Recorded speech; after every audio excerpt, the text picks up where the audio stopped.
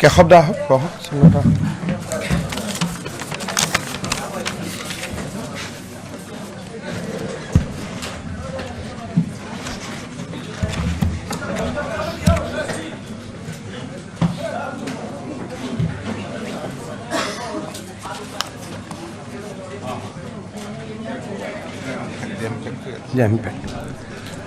সাংবাদিক বন্ধু বান্ধৱীসকলক মই আজিৰ সাংবাদিক মেললৈ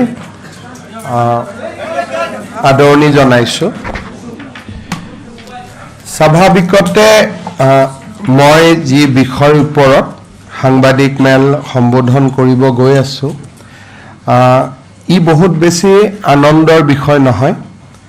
আৰু যেতিয়া অসমৰ জনসাধাৰণৰ পৰা নিৰ্বাচিত সংসদ এজনৰ বিৰুদ্ধে বৈৰী ৰাষ্ট্ৰ বা শত্ৰু ৰাষ্ট্ৰৰ সম্বন্ধৰ কথা কোৱা যায়, সি আমাৰ জাতিটোৰ দুৰ্বলতাকো প্ৰমাণ কৰে আৰু আমাৰ জাতিৰ বাবে বা অসমৰ বাবে ই যে এটা দুখৰ দিন তাকো নিশ্চিতভাৱে মই অনুভৱ কৰোঁ।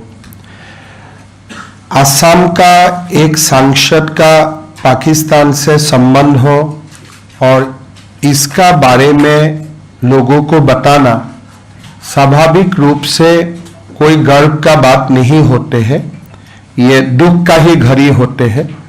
और फिर भी मेरा रिस्पॉन्सिबिलिटी होते हैं कि देश का सामने जो भी होता है उनको आगे लेके जाके खुलासा करना, और वही काम आज हम यहाँ करने जा रहा हूँ।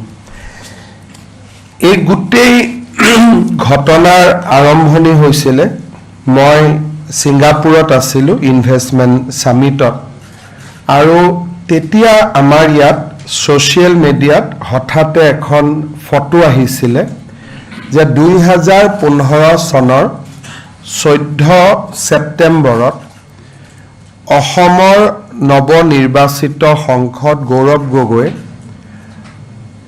এটা ভাৰতবৰ্ষৰ যুৱ প্ৰজন্ম এটাক পাকিস্তান এম্বেচিলৈ লৈ যায়। আৰু এই ঘটনাটো যেতিয়া মই দেখা পালোঁ তেতিয়া বহু দেৰিলৈকে মই আচৰিত হৈছিলোঁ, আৰু মই নিশ্চিত আছিলোঁ যে ফটোখন ফ্ৰেম কৰা বা ফটোশ্বপ কৰা, আৰু এই ফটোখন কেতিয়াও সঁচা হ'ব নোৱাৰে। কাৰণ ভাৰত আৰু পাকিস্তানৰ সম্বন্ধৰ বিষয়ে আমি জানো, অপাৰেশ্যন সিন্দুৰ তেতিয়া হোৱা নাছিল, কাৰ্গিল যুদ্ধৰ কথা আমি জানো, আৰু কেনেকৈ আমাৰ অসমৰ জিন্তু গগৈয়ে দেশ মাতৃৰ কাৰণে চৰম আত্মত্যাগ কৰিছিলে কাৰ্গিল যুদ্ধত, তাকো আমি জানো। আৰু পাকিস্তানৰ এম্বেচিলৈকে যুৱ প্ৰজন্মৰ প্ৰতিনিধি দল এটাক নৱনিৰ্বাচিত সংসদ এজনে লৈ যোৱা, আৰু সংসদজন যেতিয়া অসমৰ এজন পূৰ্ব মুখ্যমন্ত্ৰীৰ সন্তান হয়, অসমৰ এটা সম্ভ্ৰান্ত পৰিয়ালৰ সদস্য হয়, তেতিয়া সঁচাকৈয়ে ই এক আচৰিত হ'বলগীয়া ঘটনা। আৰু মই বহু দিনলৈ বিশ্বাস কৰি আছিলোঁ যে সেই ফটোখন মিছা, সেই ফটোখন সঁচা হ'ব নোৱাৰে। ये सारे घटना का शुरुआत हुए, मैं सिंगापुर में था, एक असम का इन्वेस्टमेंट का प्रपोजल लेके सिंगापुर में था। वो समय ये फोटो, ये पिक्चर वायरल हुए कि हमारे असम का सांसद गौरव गोगोई जी ने ये युवा लोगों को लेके पाकिस्तान एम्बेसी में चला गया, और तब अब्दुल बसीत पाकिस्तान का हाई कमिश्नर था, उनका साथ काफ़ी देर बिताया, और एक प्रकार से पाकिस्तान को लेजिटिमाइज करने का कोशिश भी हुए। ये पिक्चर अगर आप कारगिल युद्ध का प्रेक्षापट में देखें तो हमारे ही असम का कैप्टन जिंटू गोगोई ने देश के लिए प्राण दिए थे, और कोई सारे लोगों ने देश के लिए प्राण दिए थे, और पाकिस्तान का साथ हमारा संबंध का बारे में सब जानते हैं, और कैसे ऑपरेशन सिंदूर का समय देश का लोग कैसे प्रधानमंत्री जी का पीछे खड़ा हुए थे, इससे ही देश का भावना का भी पता चलता है।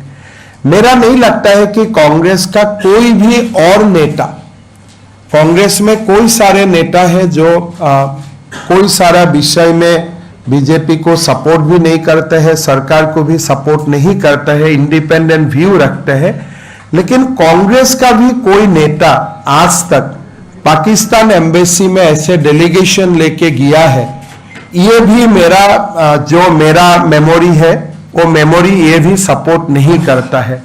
हम हमेशा कोई सारे नेता को क्रिटिसाइज करता हो, सैम पित्रोदा से लेकर जयराम रमेश से शशि थरूर तक, लेकिन पाकिस्तान एम्बेसी में ऐसे खुल्लम खुल्ला युवाओं को लेके जाने का चित्र शायद वो सब लोगों का भी नहीं है। तो ये जब पिक्चर देखा, बहुत देर तक मैंने सोच के रखा था ये कोई फोटोशॉप है, कोनोबाई एखनक बदमाशी करी बनाइছে। But after 2-3 days, Congress people started endorsing it. কংগ্ৰেছৰ মানুহবিলাকে কোৱা আৰম্ভ কৰিলে, গৈছে যদি কি হৈছে, গৈছে যদি কি হৈছে। Then I realized that this picture is true. তাৰমানে এই ফটোখন সঁচা হয়। Then we open up the entire investigation because it cannot be in isolation. যেতিয়া যুৱ প্ৰজন্মক কোনোবাই এনেকে পাকিস্তান এম্বেচিলৈকে লৈ যায় আৰু তেওঁলোকে স্বীকাৰ কৰে and they try to defend, then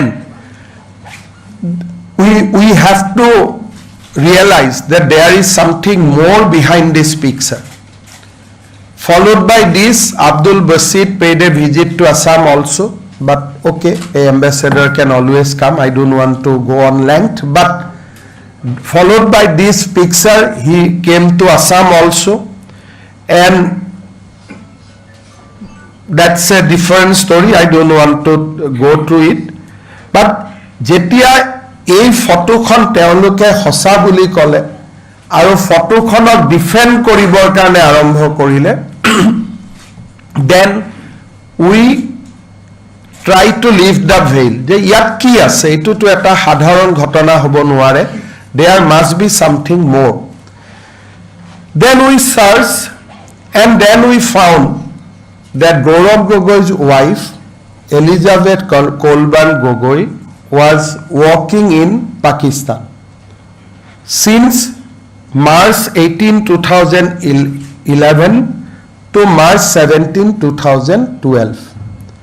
And then we searched further on different opening MP and the deputy leader of Congress parties involved in it. Moi bhabu this become more and more serious, so we just want to go through our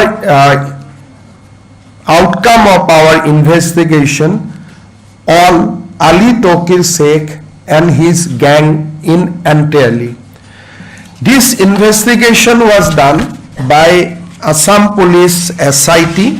A case was registered on our CID police station, and yesterday Cabinet, after going through the report, Cabinet is of the opinion that this matter should be investigated by a central agency, and we have decided to refer the matter to the Ministry of Home Affairs for further investigation, and case will be transferred to central government once we get affirmative reply from the central government. Now let us come to our submission on Ali Tokir Sheikh. I'll request people at least to come out of that cameraman hokol okonman jodi TV tur pora he. So let us go. Ami prothom Ali Tokir Sheikhor upor kom. The presentation is English, moi Ohomiyat koi goisu. Ali Tokir Sheikh কোন হয়? Ali Tokir Sheikh এজন পাকিস্তানৰ প্ৰভাৱী নাগৰিক। Ali Tokir Sheikh পাকিস্তানৰ planning কমিশনৰ উপদেষ্টা আছিলে আৰু আমাৰ ইনভেষ্টিগেশ্যনে প্ৰমাণ কৰে যে তেওঁ পাকিস্তান সামৰিক বাহিনীৰ অত্যন্ত নিকটৰ তেওঁৰ ৰেচিডেন্সিয়েল এড্ৰেছ হ'ল ইছলামাবাদ ইয়াতে আমাৰ তেওঁৰ ওপৰত চেন্ট্ৰেল এলিগেশ্যনটো হ'ল যে তেওঁ ভাৰতৰ আভ্যন্তৰীণ বিষয়ত হস্তক্ষেপ কৰি ভাৰতবৰ্ষখনক অশান্ত কৰাৰ এটা ষড়যন্ত্ৰ ৰচনা কৰিছিল নাও হাউ আলী তৌকিৰ শেখ বা আলী তৌকিৰ শেখ এই গোটেই ইনভেষ্টিগেশ্যনটোত কেনেকৈ সোমাই পৰিলে Ali Tauqir Sheikh is the CEO of lead Pakistan lead Pakistan নামৰ অৰ্গেনাইজেশ্যন এটাৰ তেওঁ চিফ এক্সিকিউটিভ অফিচাৰ আৰু climate and development knowledge network CDKNৰ তেওঁ এছিয়ান হেড গভৰ্ণমেণ্ট অফ পাকিস্তানত তেওঁ ইভেন প্ৰাইম মিনিষ্টাৰে যিবিলাক কমিটি গঠন কৰে he is a member of many committees form by government of Pakistan, Prime Minister of Pakistan in international forum. So, Elizabeth Kolban Gogoi, তেওঁ আমেৰিকাত কাম কৰিছিলে আন্ডাৰ সিনেটৰ টম উডালি তাৰ বিষয়ে আমি কম 2011 চনত তেওঁ পাকিস্তানলৈ আহে আৰু তেওঁ লিড পাকিস্তান নামৰ অৰ্গেনাইজেশ্যনটোত তেওঁ যোগদান কৰে আলী তৌকিৰ শেখৰ মেইন ফৰ্টেটো আছিলে যে ইণ্ডাছ ৱাটাৰ ট্ৰিটি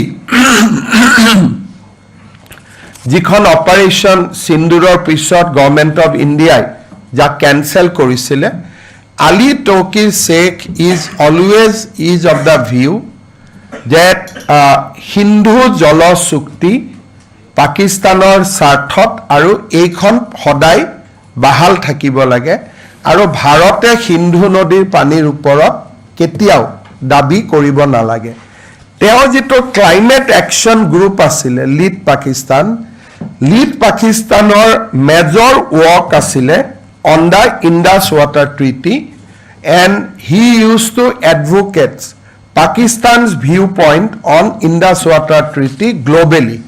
তেওঁ যেটো ক্লাইমেট একশনৰ যেটো মেইন কাম আছিলে supporting the Indus Water Treaty. তাৰ পিছত তেওঁ ক্লাইমেট একশনৰ নামত সদায় তেওঁ পাকিস্তানৰ সমৰ্থনত আৰু ইণ্ডিয়াৰ বিৰুদ্ধে পলিটিক্যাল নেৰেটিভ সৃষ্টি কৰাৰ ওপৰত তেওঁ সদায় গুৰুত্ব দিছিল তেওঁ NRC CA সময়ত গোটেই ওয়াৰ্ল্ডতে তেওঁ কৈ ফুৰিছিলে যে ইণ্ডিয়া ইজ ডিফ্ৰেঞ্চাইজিং মুছলিম যে CA নামত NRC নামত ইণ্ডিয়াই মুছলিম সকলক ভোটাধিকাৰৰ পৰা বঞ্চিত কৰিছে তেওঁ অসমৰ ওপৰত তেওঁৰ উদ্দেশ্য আছিল he writes a lot of social media posts article on Assam আৰু তেওঁ কৈছিল যে পাকিস্তান আৰু বাংলাদেশৰ অসমৰ ওপৰত অধিকাৰ আছে because this is a unfinished agenda of partition Ali Tauqir Shekhar যেটো ভিউ পইণ্ট আছিলে demands Pakistan Bangladesh shared view and response on Assam Muslim population accused BJP of Hindu nationalist agenda, criticize interfaith marriage, love jihador upor jibilak amar legislation hoisil bibhinno country ta criticize korisil aru Delhi riotor samoyot teo Pradhan Mantri Modi brings another shame to India demonizing Muslim population ei dhornor teo articles আৰু social মিডিয়াত তেওঁৰ কন্ট্ৰিবিউশন আছিল so এইটোৱে প্ৰমাণ কি কৰে যে he was never a environmentalist he was holding fort for Pakistan on Indus water treaty and other related issues of the current reason of conflict between India and Pakistan তেওঁৰ all these points were documented we will give you a paper book you will able to see those tweets see this post apnaloke nije sabo paribo and Ali Tokir Sheikh অসমৰ ওপৰত তেওঁ he was a interested party, ভাৰতৰ ওপৰত interested party, আৰু যি সিন্ধু জল treaty যিখন কংগ্ৰেছে আমাক জাপি দিছিল, ভাৰতে তাক অপাৰেশ্যন সিন্দুৰৰ সময়ত তাক আমি তাক বাতিল কৰিছিলোঁ, তেওঁৰ ফেভাৰত, সেইখন ট্ৰিটিৰ ফেভাৰত তেওঁ ইণ্টাৰনেশ্যনেল অপিনিয়ন ক্ৰিয়েট কৰিছিল। অসমৰ ওপৰত তেওঁৰ ভিউ আছিলে, ইণ্ডিয়াৰ ওপৰত ভিউ আছিলে, আৰু আলী তৌকিৰ শ্বেখৰ টুইটছবোৰ কেনেকুৱা আছিলে, Bravo, Gaurav and 6 others suspended from Indian Parliament by Speaker for standing up for a fellow citizen. Suspend me, but please discuss Delhi riots. Then he used to tag Elizabeth Kolban Gogoi on those tweets. নামত এনভাইৰমেণ্টেলিষ্ট, বাট তেওঁ সদায় ভাৰতৰ আভ্যন্তৰীণ বিষয়ৰ ওপৰতে তেওঁৰ দৃষ্টি আছিলে। There are lots of tweets যাক মই আপোনালোকক দিম, আপোনালোকে চাব পাৰিব। আৰু যেতিয়া এই ইনভেষ্টিগেশ্যনটো ষ্টাৰ্ট হ'ল, suddenly he deleted all his tweets. Normally, a people of Pakistan should not fear about an investigation by Assam police because we cannot reach him. But in order to protect someone, he deleted his entire tweets. Assam পুলিচে কেতিয়াও পাকিস্তানৰ পৰা আলী তৌকিৰ শ্বেখক গ্ৰেপ্তাৰ কৰিব নোৱাৰে, কিন্তু যেতিয়া অসম পুলিচে ইনভেষ্টিগেশ্যনটো আৰম্ভ কৰিলে, আলী তৌকিৰ শ্বেখে টুইটাৰৰ পৰা তেওঁ কমপ্লিট ডেটা তেওঁ মচি পেলালে। He close the Twitter's account. For why? Obviously to protect someone in Assam, in India, because Assam police anyway cannot reach Ali Tokir. So you can see the live connection. যে এজন পাকিস্তানী নাগৰিকে অসম পুলিচৰ ভয়ত টুইটছ delete কৰিব পাৰে নেকি? That means তেওঁ কাবাক ৰক্ষণাবেক্ষণ দিব খুজিছিলে। Now তেওঁ ইণ্ডিয়াত ফ্ৰিকুৱেণ্টলি আহিছিলে। তেওঁৰ ইণ্ডিয়াৰ যিবিলাক হোষ্ট আছিলে তেওঁলোকক আমি ইনভেষ্টিগেট কৰিছিলোঁ, তেওঁলোকক আমি কথা পাতিছিলোঁ। নাগাৰাজান এম, মুকেশ কুমাৰ, তেওঁলোক লিড ইণ্ডিয়াৰ এমপ্লয়ী আছিলে। তেওঁলোকে আমাক তেওঁলোকৰ ব্যক্তিগত অনুভূতি দিছিলে যে Ali Tauqir Sheikh held a vigorously anti India world view, exhibited a clear tendency to humiliate India during his visit to India, displayed behavior to belittle Indian culture. ইয়াত তেওঁ যিবিলাক হোষ্ট আছিলে, দুজন হোষ্টক আমি কথা পাতিছিলোঁ, নাগাৰাজান আৰু মুকেশ কুমাৰ। দুইজনে আমাক কৈছিলে যে আলী তৌকিৰ এণ্টি ইণ্ডিয়া, ইণ্ডিয়াৰ কালচাৰৰ এগেইনষ্টত বহুত বেছি বেয়াকৈ কমেণ্টছ কৰে, আৰু তেওঁৰ গোটেই বিহেভিয়াৰটোৱে ভাৰতক হেয় প্ৰতিপন্ন কৰা। Now, interesting thing is that during the Congress period, era of UPA, he was allowed to visit India for 13 times, Ali Tokir Sheikh. Very interesting. যিজন মানুহৰ viewpoint against India, he criticized India in all the forum, but he was allowed to visit India 13 times, and all visit took in the time when Dr. Manmohan Singh was the Prime Minister of India, and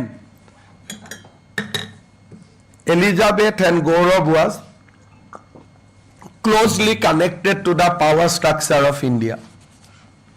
He came from Pakistan 4 times, Dubai পৰা 5 বাৰ, আবু ধাবিৰ পৰা 2 বাৰ, আফগানিস্তানৰ পৰা এবাৰ, থাইলেণ্ডৰ পৰা এবাৰ। Every time India government has given him visa, which is very very interesting যে এজন এণ্টি ইণ্ডিয়ান মানুহক ইণ্ডিয়া গভৰ্ণমেণ্টে কেনেকৈ ভিছা দিব পাৰিলে। And all these visas were issued during Congress rule. Once Prime Minister Modi came to power, he stopped visiting India. The moment ইণ্ডিয়াত ভাৰতীয় জনতা পাৰ্টীৰ চৰকাৰ আহিলে তেওঁ ইণ্ডিয়াত অহা বন্ধ কৰি দিলে আৰু তাৰ আগতে তেওঁ ভাৰতত কেইবাৰ আহিছিল 13 বাৰ তেওঁ 2010ৰ পৰা 2013 লৈকে 13 ডিচেম্বৰলৈকে তেওঁ ভাৰতলৈকে 10 বাৰ আহে আৰু তেওঁ in the 2 or 3 visits he brought certain very important people তেওঁ লগত আনিছিল একবাৰ doctor Zafar Iqbal Qadir in the guise of attending a seminar but more interestingly he brought Mrs. Jaha Sayar Vayani Assistant Attorney General of Pakistan India visitor আহোঁতে তেওঁ পাকিস্তানৰ attorney জেনেৰেলকো লগত লৈ আহিছিল আৰু আদাৰ পাকিস্তানী নেশ্যনেল তেওঁৰ লগত আহিছিলে Mrs Shama Mehnaz Bhayani Zahra Sehar Bhayani we don't know about them but the first lady was the attorney general of Pakistan assistant attorney general of Pakistan so' Ali Tauqir নিজে 13 বাৰ অহা নহয় he also brought high-level Pakistani officials along with him during the visits of India. So, if the NDMA chief can be given the color that he come for climates, but Attorney General visits to India, আৰু তেওঁলোকে ক'ত আছিলে দিল্লীৰ এখন সৰু হোটেলত আছিল called Metropolitan Hotel. They did not stay any good hotel. They used to stay in a metropolitan hotel called Delhi. It was a small guest house. They used to stay there. Now, how Elizabeth Gogoi is linked up to Ali Tokir. In 2011, Elizabeth has come to Pakistan from America. আৰু আলী টৌকিৰ শেখে Elizabeth গগৈক lead পাকিস্তানত চাকৰি দিয়ে আৰু পিছলৈ Elizabeth was transferred to India but continue to be paid by the Ali Tokir. That মই আৰু অলপ কম যে she was given an appointment with Lead Pakistan first for 1 year. Followed by that, she came to India, but the salary of Elizabeth Gogoi while she was working in India in a separate NGO, the salary was paid, continued to be paid by Lead Pakistan and Ali Tokir Sheikh. So I'll come to that next. Very, very interesting things. Aru, in the agreement itself, it was written that although she will be in India, she will report to Ali Tokir only. So, Elizabeth Gogoi প্ৰথমতে পাকিস্তানত চাকৰি দিয়ে তাৰ পিছত ইণ্ডিয়ালৈকে পঠিয়ায় কিন্তু ইণ্ডিয়াত পঠাওতেও Elizabeth Gogoi দৰমাহা পাকিস্তানে দি থাকে পাকিস্তানৰ পৰা লিড পাকিস্তান এণ্ড আলী টৌকিৰ আৰু এগ্ৰিমেণ্টত লিখা যায় যে her service will not be controlled by Delhi office it will be controlled by Pakistan office she will be controlled by Pakistan while in India. Now your internal story to asile the CDKN the World Organization had two independent NGO. One is called Lead Pakistan, one is called Lead India. Lead India was under financial crisis. So being an ASEAN head, Lead India approached Ali Tokir যে আমাক অলপ টকা পইচা যোগাৰ কৰি দিব পাৰিব নেকি আমাৰ আৰ্থিক অৱস্থা বেয়া হৈছে তেতিয়া Ali Tokire Lead India কয় যে okay I will support you আমি তোমালোকক সাপোর্ট কৰিম but you have to take Elizabeth Gogoi in the payroll and she will work in India. So if you see that initially when Elizabeth came to India, her entire salary control package, everything was controlled from Pakistan. Aru Bhavna Luthra, jigoraki lead India's head, teo amak statement diye যে as she was paid by Pakistan, lead Pakistan, I did not have any control over her. The boss, যেনেকুৱা আপোনালোকৰ পেপাৰৰ এডিটৰজনৰ ওচৰত আমি join কৰিলোঁ, এডিটৰজনে আমাক statement দিছে যে যিহেতু তেওঁৰ দৰমহাটো পাকিস্তানৰ পৰা আহে, চ' তেওঁৰ ওপৰত মোৰ কোনো কণ্ট্ৰল নাই. Then I will come to more interesting facts later on. The most important thing and the damaging thing, what Ali Tokir was doing through Elizabeth. Elizabeth used to gather various activities surrounding India, including the climate actions, the India's government response to climates, how things can be done. So she used to give reports to the Pakistan, to Ali Tokir. The damaging report, August 5, 2014, Elizabeth Gogoi sent a report to her. This report is very, very important. She got information from IB, reference to secret IB reports. Aru kole je Pradhan Mantri Modi ohar pisot ইয়াত এতিয়া ভাৰতত climate action নচলিব. So we have to adopt a new strategy. The name of the strategy was low risk, low visibility. This was Elizabeth Gogoi's recommendation to Ali Tokir that after Prime Minister Modi came into power, the climate actions group like CDK and Lead Pakistan, Lead India will not have a field day. So we have to change the strategy. She quote IB. I don't know where from she got the IB reports. She quote IB and she says that now we have to change the strategy to low risk, low visibility, and very important thing, teo Ali Tokirok bujale that now we have to bypass central government. For our activity in India, now we have to bypass central government and oversight through sub-national engagement. We'll come to the report later. তেখেতে কি ক'লে যে ভাৰতত এতিয়া মোদী আহিলে, গতিকে ভাৰত চৰকাৰৰ লগত এতিয়া আমি একো কাম নকৰোঁ, আমি চেণ্ট্ৰেল গভৰ্ণমেণ্টক বাইপাছ কৰিম আৰু মিউনিচিপালিটি ষ্টেট গভৰ্ণমেণ্টৰ লগত আমি ডিৰেক্টলি কাম কৰিম, লো ৰিস্ক লো visibility.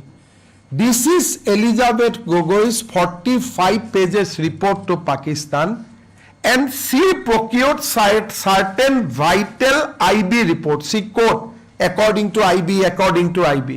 Now, who has given her access to IB? Only she will know. But in her report, she extensively quote IB, and she recommended a strategy that low visibility, low risks, and bypass the central government. আর এই রিপোর্টটো কাক দিছিলে? এজন পাকিস্তানী নাগরিক Ali Tauqir Sheikh. And she is the wife of a MP from Assam. This is the situation. So now, Jetia Elizabeth Kolvan Gogoi was working in Pakistan from 2011 to 2012. Ali Tokir Bharatot ahisil Attorney General লগত লৈ, NDMA officer লগত লৈ. Ali Tokir used to take Elizabeth also India along with him.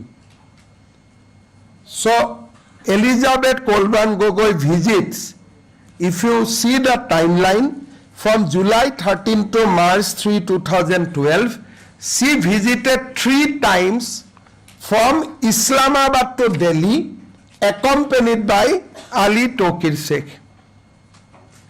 So Ali Tokir Sheikh used to came to India, and Elizabeth is always accompanied by the Ali Tokir in his 3 visits out of 13 visits. So we have just আমি আপোনালোকক দেখুৱাইছো যে how Ali Tokir and Elizabeth is a part of international conspiracy. Once you will see that 45 pages reports, one Modi came, they become settled. They said that now we cannot run like this, central government will not entertain us, so let us go to the sub-national governments. And tell report to kaak diye, tell report to diye Pakistani Nagorik Elizabeth Kolban Gogoi. Now let us come to the next part of my presentation, who is Elizabeth Kolban Gogoi. Let us see.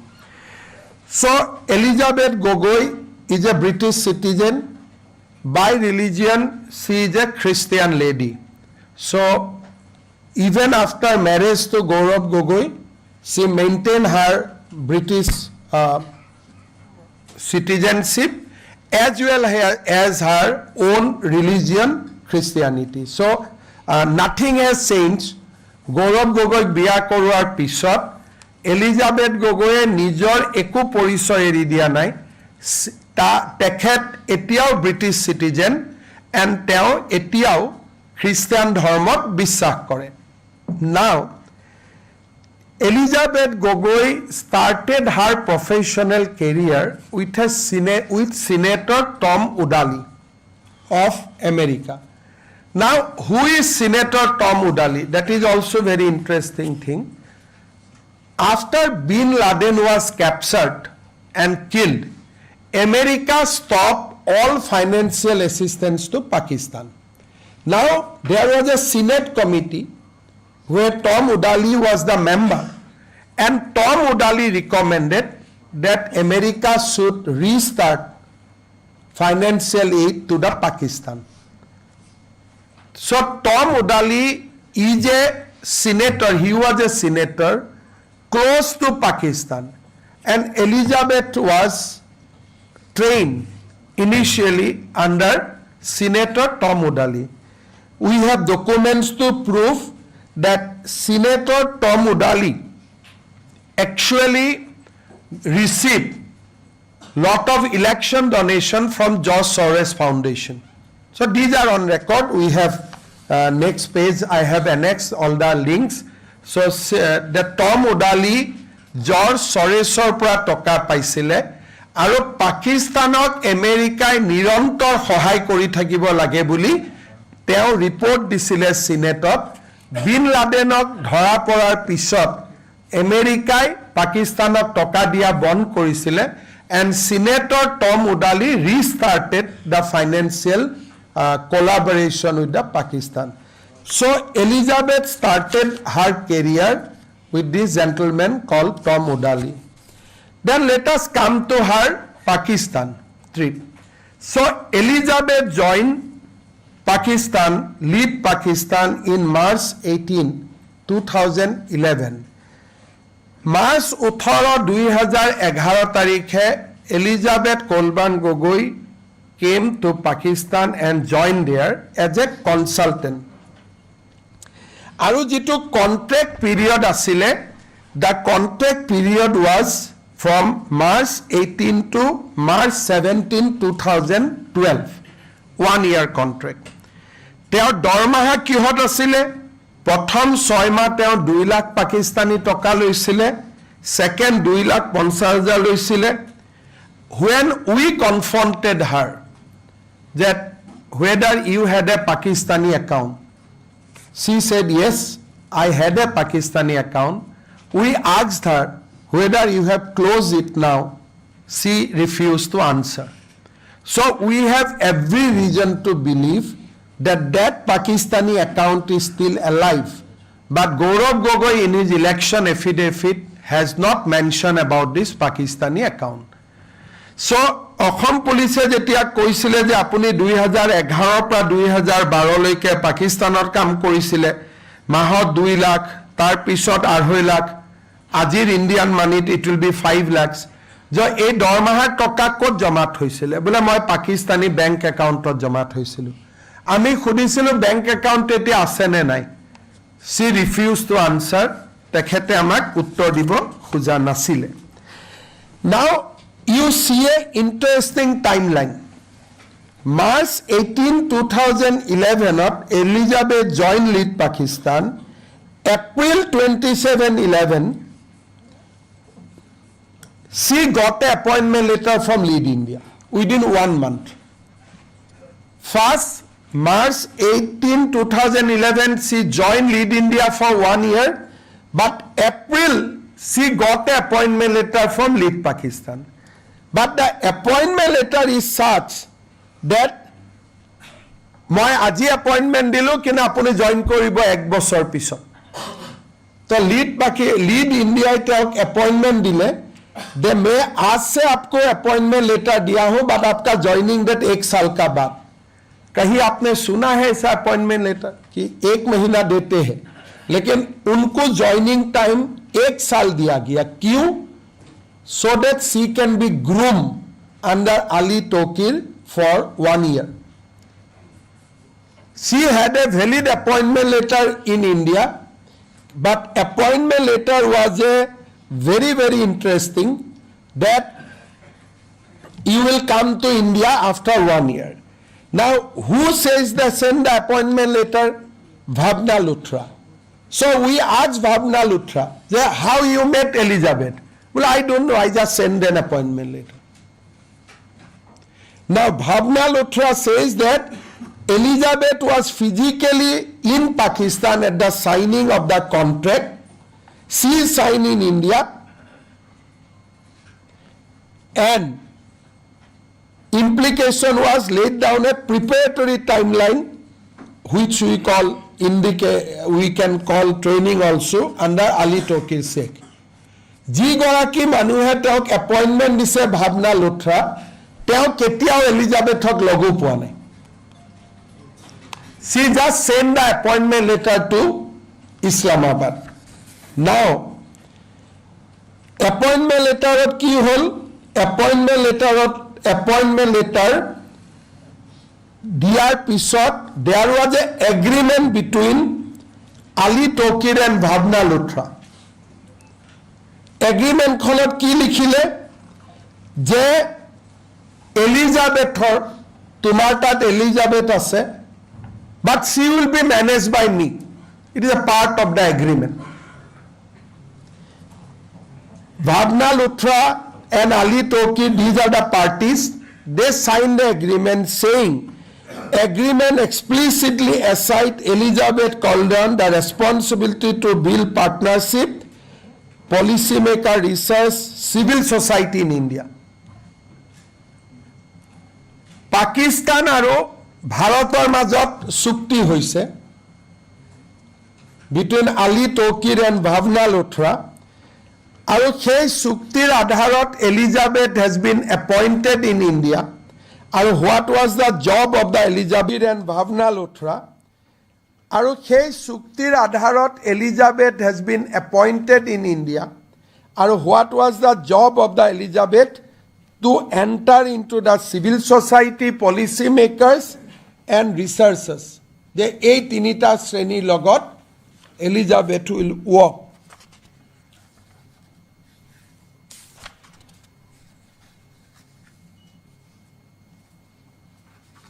now Bhavna Luthra ami khudisilu je why you signed this agreement with Ali Tokir she gave us a statement Lead India was brought under ambit of Lead Pakistan solely to facilitate Elizabeth's salary. যে এই এগ্ৰিমেণ্টখন যে হৈছিলে এই এগ্ৰিমেণ্টখনৰ মূল উদ্দেশ্য আছিল এলিজাবেথক দৰমহাটো যাতে পাকিস্তানৰ পৰা পায় second FCR permission was mobilized by Lead India to legalize Elizabeth's salary Elizabeth India join কৰাৰ পিছত পাকিস্তান গৈয়ে থাকিলে কেইবাৰ পাকিস্তান গ'ল আমি দিম আকৌ she keeps on traveling to Pakistan and every Pakistan trip was sponsored by Lead Pakistan. She is an employee of Lead India, but her Pakistan trip is being sponsored every time by the Lead Pakistan. Second, that as I said, that whenever Ali Tokir come to Lead India office, he is always accompanied by our Elizabeth Kolban Gogoi. Now come to the main issue. Elizabeth was contracted for salary of 2.5 lakhs, but her boss Bhavna Luthra, her salary is 50,000. The boss Bhavna Luthrar statement amak dise je moi dormaha 50,000 pau kintu Elizabethok moi dormaha 2.5 lakh diu. Now you come to the legal provision.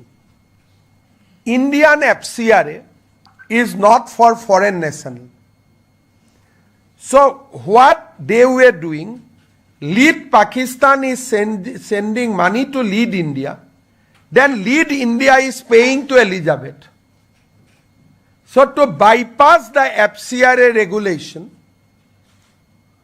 তেওঁলোকে কি কৰিলে যে just to pay salary to the Elizabeth Kolban Gogoi, Lead Pakistan is sending money to Lead India, Lead India is paying to Elizabeth.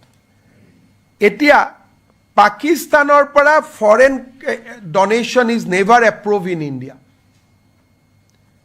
The crux is কোনো Pakistan NGO Indian NGO টকা দিব নোৱাৰে.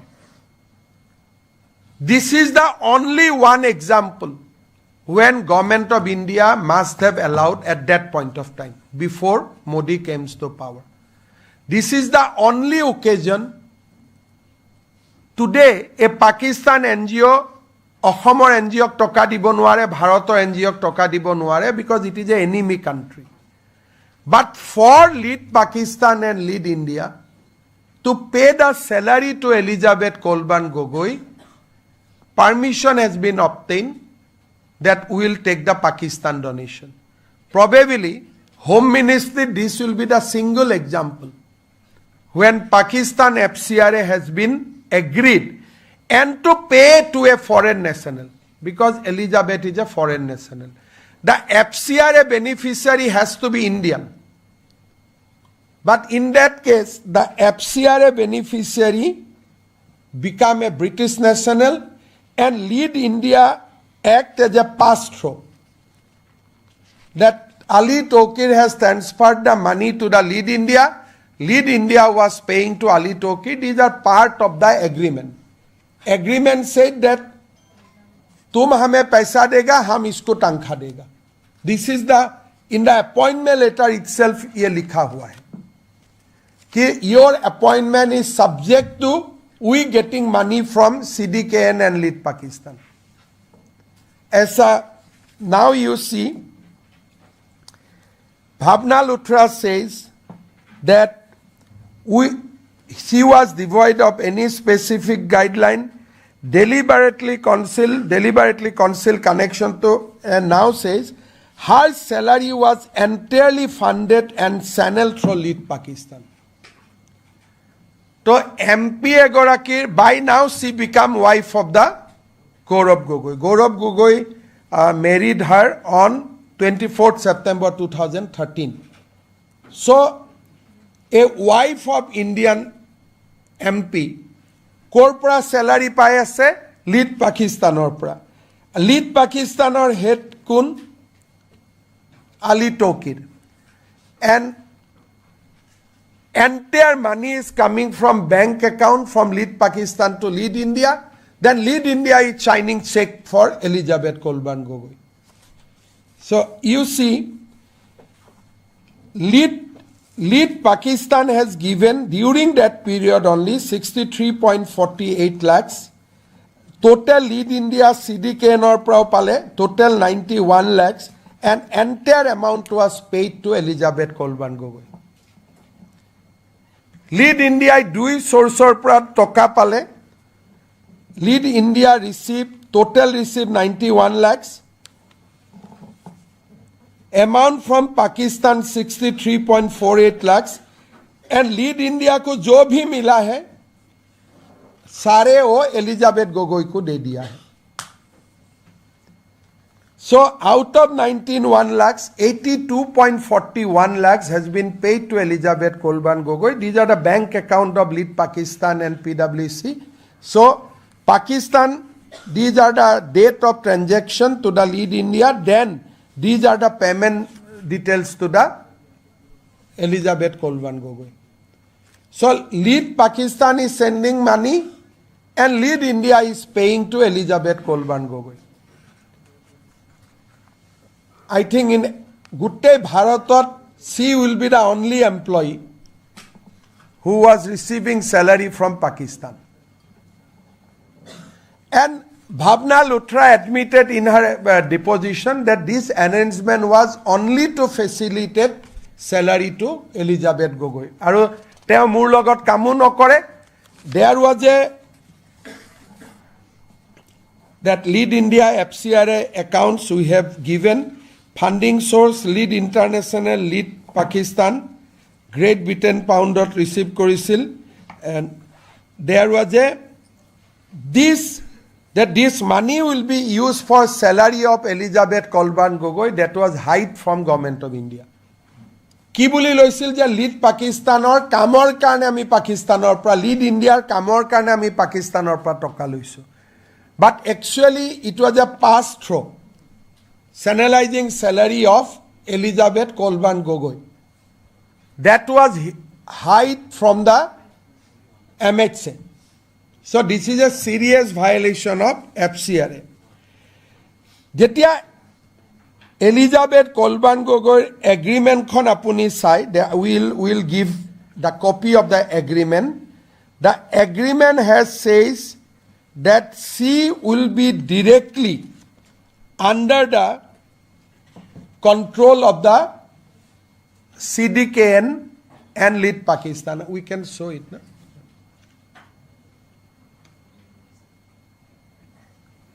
You can see CDKN program. India is part of the overall NS and directed by Lead Pakistan and One Partnership Delivery Alliance. As such, the personnel in the statement of work normally manage and their work overseas and approved by the Asian Regional Director.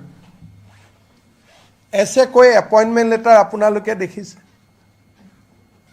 The C will be managed by the Asian Regional Director, that is Ali Tokir. And in the agreement itself, it was written that she is the CDKN program manager, program lead in India. She will be managed and directed by Lead Pakistan. These are the part of the agreement. A sitting MP's wife is being managed by Pakistan.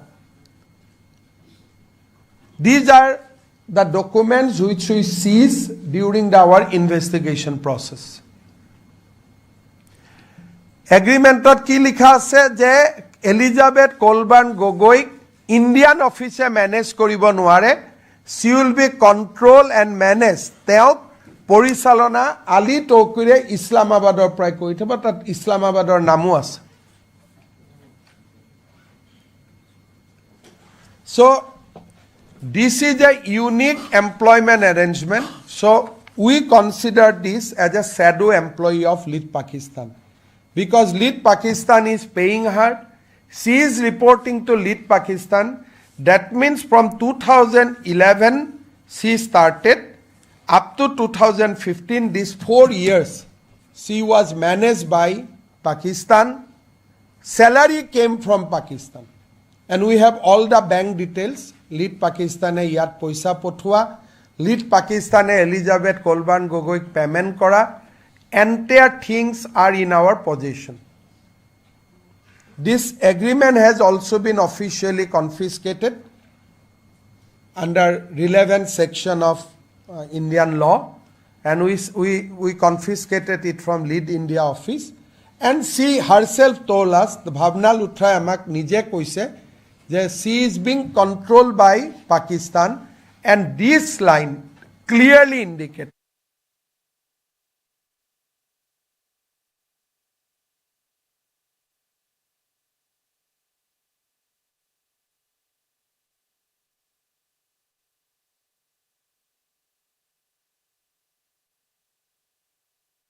when she was walking in India, she used to send confidential report to Pakistan. So we are in possession of a 45 pages confidential report which she has authored. Tat ki likha ase? Tat reported assessment shared with Ali Tokir Sheikh on policy sense on climate related issues under Prime Minister Narendra Modi. Now, that report quoted sensitive IB documents, IB reports, internal policy direction of the government of India. Now, report to ki teo likhisile? Teo koisile page 14, low risk, low visibility strategy recommended. Advocating Pakistan-based actor to maintain covert operational strategy in India to avoid detection and scrutiny. Low risk, low visibility. This was her recommendation to Ali Tokir. Second, Ali Tokir ki recommend korisil? Bypass central government. Yes, Kendriya Sarkarok eti ami bypass koribo lagibo. Kar logot kam koribo lagibo? Je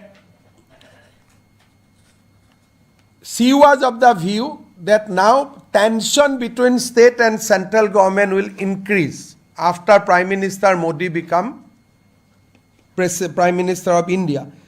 Making Pakistan-based actor aware about the political tension between government of India and state government with underlying recommendation to engage with state government to circumvent central oversight.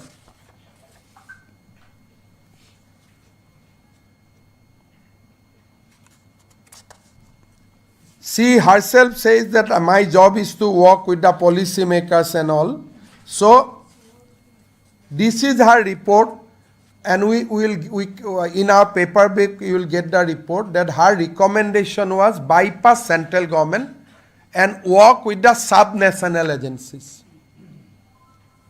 So, Indian MP ejonor poribare enekwa report jodi authored kore, who help her?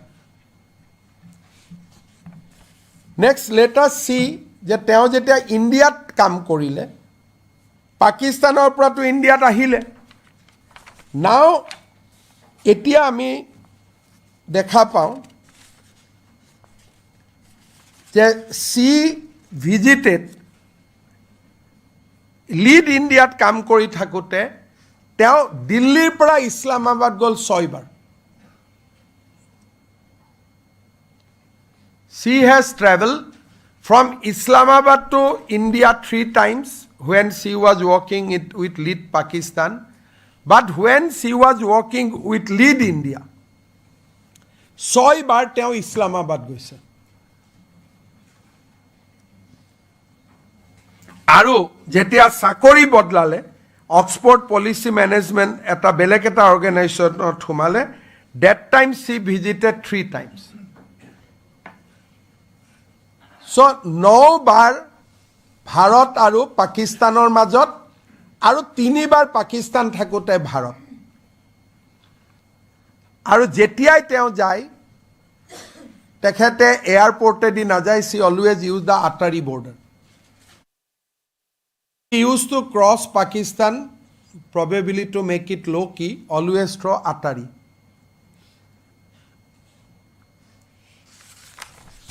So, Indian MP ejonor wife, she visited 9 times to Pakistan when she was become formally wife of Gaurav Gogoi. I do not know whether Gaurav has informed his high command or not, but these are the job. And 6 times Lead India head Bhavna Pandey amak koise je moi najanu kiyo jai. The manager has given that her controlling officer has said that why she is going to Pakistan, I don't know. I have not seen. Now, why she is traveling so frequently at that point of time between India and Pakistan? So, we are summing up links to George Soros via Senator Tom Udali, employment with Lead Pakistan, refuse to disclose Pakistani bank account, predetermined employed contract with Lean India, shadow employment arrangement to facilitate salary 500 higher, Bhavna Pandey reporting authority ko 5% higher, primary beneficiary of 82 lakhs from Pakistani FCR account, no oversight from Lead India management reported directly to Pakistan, transmission of confidential report to Pakistan, report contain reference to secret IB report, advocate low risk, low visibility, recommended bypassing central government via state level, exploited center-state political tension in intelligence report, joint pre-employment travel with Ali Tokir, sixth unauthorized visit. Because why we are saying unauthorized? Because her reporting bosse najane kiyo goise. 6 bar unauthorized visit and 3 additional Pakistan visit after she joined Oxford Policy Management. So sitting MP egorakir ghoiniyeke 9 bar Pakistanor logot up and down korise, prior to marriage 3 times, post marriage 9 times. And he is the deputy leader of our Congress Parliamentary Party. So this is what our finding on Elizabeth Kolban Gogoi. Now come to Gaurav Gogoi. So we know that what is his. So Gaurav took a very, very confidential visit to Pakistan. Why we say confidential, I'll tell them. He went to Pakistan in December 14, 2013 and stayed up to December 24. So it was a visit which was there for 10 days. Usually, Pakistanot 10 days visitor karne, you can analyze that Pakistan is not a tourist place that 10 din goi tate thakibo. When he was being questioned in Assamese media that why you have gone to Pakistan, then he said, my wife is working in Pakistan, moi mat logabo goisilu. But Elizabeth Kolban Gogoi came to India on 1st June 2012. She joined Lead Pakistan. So jetia Gaurav Gogoi Pakistanot goisile, Gaurav Gogoi poriyale ba poribare Pakistanot kam kori thoka nasile. She was working in India, but Gaurav tried to explain to the Assamese media that my wife was at that point of time in Islamabad. That is why I visited. But that is false, because Elizabeth Kolban Gogoi joined Lead India on 1st June 2012 with headquarters in Delhi. But he visited Pakistan December 14, 2013 to December 2024. Again, to keep the visit a low profile, he decided to go by Atari border. Now, Atari border di par hoy. At that point of time, Gaurav was residing in the residence of Chief Minister Assam. That point of time, his father was Chief Minister of Assam. Assamor Mukhyamantri Basabhavanot thake. Definitely, it is a very, very important visit. Ami Assamor SB khudisilu de whether you have been informed. They said that we were not informed. So this was a confidential visit. Before, up to December 2013, he was active in social media. On return, December 25th, he started his social media. but that 10 days was digitally he was silenced.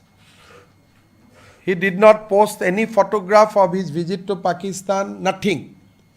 He was just out of radar 3 days. Now let us come to the more important point.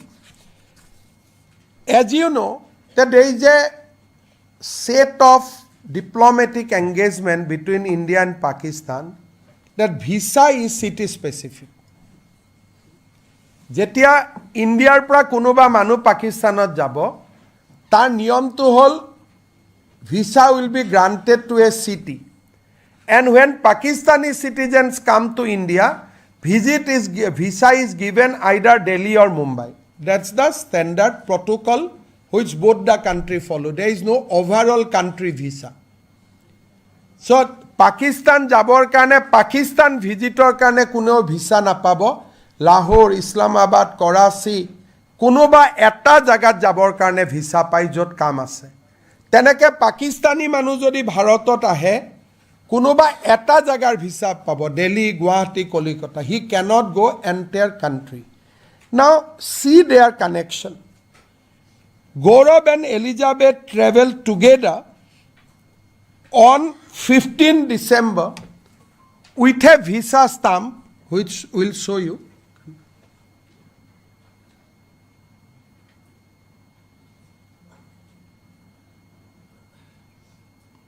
You see that visa has said Lahore only. The visa was issued for Lahore. So this is very important thing. Teo kot jabo visa dile, okol Lahore jabo. Kun tarikhe teo gol, 12 tarikhe 12 December teo visa dile, 15 December teo, after 3 days after getting the visa, he went to Lahore. Now, what happened? The Pakistani, next page. The Pakistani Interior Ministry issued a letter saying that he is also allowed to visit Islamabad and Karachi. And that visa amendment happened when already যেতিয়া তেওঁ লাহোৰত আছে। এটা আপোনালোকে মোক কওক, যদি আমি লণ্ডনত যাওঁ, মোৰ ভিসাখন লণ্ডনৰ এম্বেছিয়ে মাতি আনি মোক ভিসাখন দিব নেকি? বেলেগ ভিসা আপোনাক যি ভিসা লাগিব ইণ্ডিয়াতে লৈ যাব লাগিব। That visa cannot be changed in Lahore. Suddenly Lahore, তেওঁ লাহোৰত গৈ পোৱাৰ পিছত Interior Ministry of Pakistan has issued a letter. Now we want this letter from Gaurav Gogoi. Letter khonot ki likha asil? But you can clearly read, so and so allowed to visit Islamabad and Karachi, Fight Ministry of Interior Government of Pakistan, letter dated 16/12/2013. So 15 Gaurav arrived in Lahore, and 16 Ministry of Interior recognized his presence in Pakistan and invited him, in my language, to Islamabad and Karachi. That point of time he was not MP. Ketiaba ki hoy MP hole, মন্ত্ৰী গলে কেতিয়াবা embassy মাইট লক পাব পাৰে। He was a simple citizen. Now this letter we want.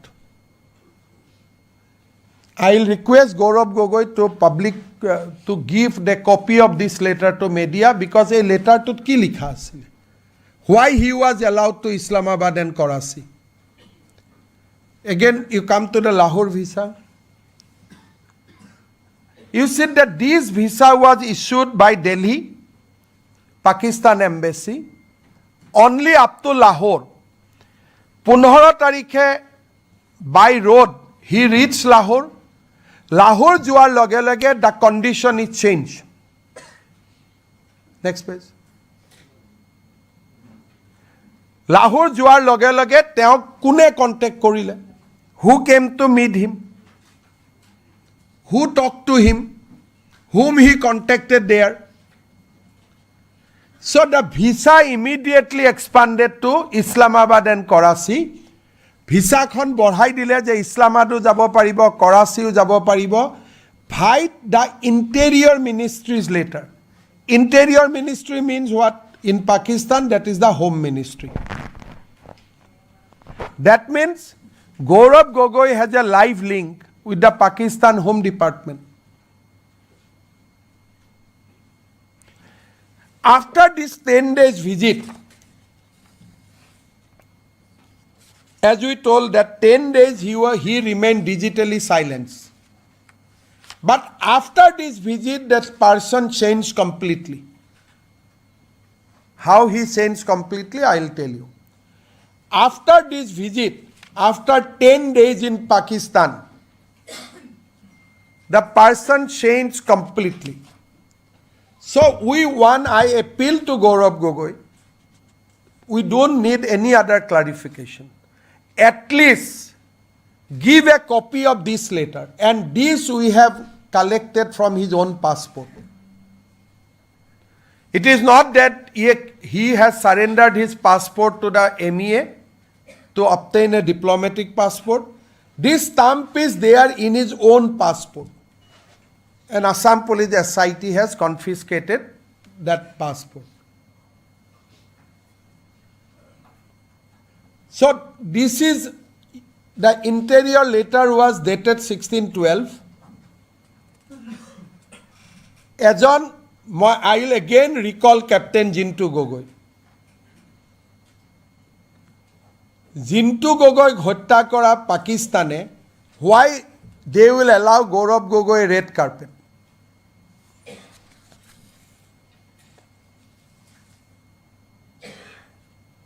Now, Ohomor media teo keneke অসত্য কথা কৈছিল প্ৰশান্ত ৰাজগুৰুৰ আগত ইণ্টাৰভিউত মই কেইটামান ক্লাৰিফিকেশ্যন দিছোঁ নেক্সট নাই এইটো আনএনচাৰ্ড কুৱেশ্যন মিডিয়াত we can show' the media Gaurav Gogoi আমাৰ প্ৰশ্ন আপুনি পাকিস্তানলৈ কিয় গৈছিল পাকিস্তানত মই 2013-14 চনত যেতিয়া মোৰ হে সময়ত মোৰ সহধৰ্মিনী কাম কৰি আছিল তেখেতৰ লগত নাও কাম বেক সো কেনেকে অসমীয়া মিডিয়া কি ক'লে যে মোৰ পৰিবাৰে তাত কাম কৰি আছিল নাও কাম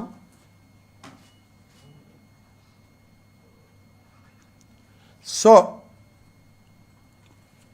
unanswered question unanswered Gaurav Gogoi visited Pakistan 21 months after Elizabeth left her Pakistan's assignment. And Prashanto Rajguru ki kole? Je mur wife Pakistanot asil kothato enekwa easy kori dile. Je mur wife Pakistanot asil karone moi lock koribo goisilu. Her wife joined India 1st June 2012 and she visited Pakistan. They visited Pakistan again on 16/12/2013. So, this show যে কেনেকে আমাৰ মানুহখিনিক অসমৰ সাংবাদিকসকলক তেওঁ কেনেকে মিছলিড কৰি আছে প্ৰত্যেকটো দিনত So now we want that letter. আমি we grill Elizabeth Gogoi. We ask Elizabeth Gogoi that Gaurav with whom in Pakistan? She refused to answer. আমি Elizabeth Kolban Gogoi খুদিছিলো যে Gaurav Gogoi 10 দিন পাকিস্তানত কোট থাকিলে আপুনি আমাক জনাব নেকি তেওঁ কলে মই নজনাও and আমি obviously force কৰা নাই she is a lady so we suspect that 10 days he was put under some kind of training because he was digitally silenced. He was taken to Islamabad and Karachi. You know Islamabad is the headquarter of Pakistan military. He was supposed to go to Lahore. From Lahore, he was taken to Islamabad and Karachi. আৰু যিকোনো অসমীয়া মানুহ যদি visa যি হ'ব ভাৰততে হ'ব, থাইলেণ্ডত যোৱাৰ পিছত থাইলেণ্ডৰ এম্বেচেডিয়ে ভিসাখন এমেণ্ড কৰি দিব নেকি? ছিংগাপুৰ যোৱাৰ পিছত ছিংগাপুৰৰ এম্বেচিয়ে ভিসাখন এমেণ্ড কৰিব নেকি? So these are the hard question Gaurav has to answer. Now you see, after he returned, he became MP. Now, what kind of question he put in the parliament? Parliament তেওঁ কি সোধে question about the military preparedness, import of hardware and software for defense force, assessment of air squadron and submarine of Indian Armed Force, new rules regarding domestic manufacturers of arms and ammunition. These are genuine questions? Now you see, he asks question, যে পাকিস্তান হাই কমিশনত এপিনজ হৈ আছে নেকি? ভাৰতে পাকিস্তান হাই কমিশনত চোৰাংচোৱা কৰি আছে নেকি? So these are abstract from his parliamentary question. Epinoges at the Pakistan High Commission of Delhi. Is it for a MP to ask? Then you see, he asks strategies of the nation's water mission area close to that Colburns area of work, the climate change related questions. Sensitive military question. Gaurav put question in parliament. Apnaloke just you see and think. Nuclear power plants. Quote ase. Uranium reserve in Jharkhand, Meghalaya, Andhra Pradesh, Telangana, Rajasthan, Tamil Nadu, Bihar. Where it is? He was asking about uranium reserve. These are immediately after his Pakistan visit. He was asking about uranium tapping. He was asking about Western Front. He should have asked question on Eastern Front, he being MP from Assam. He was asking question on Western Front. He was asking import of hardware, air squadron, submarine assessment. So as a first time MP, asking government so many confidential matters, can't we link to his 10 days training in Pakistan? Till he come clear, যে মই পাকিস্তানত ক'ত আছিলোঁ. He must reveal all his picture. পাকিস্তানত থকা সময়ৰ photo, পাকিস্তানত থকা সময়ৰ day to day, minute to minute details. He now must give to the people of Assam and people of India. Because these are questions followed by his Pakistan visit. These are the questions he asked within 1 year of Pakistan visits.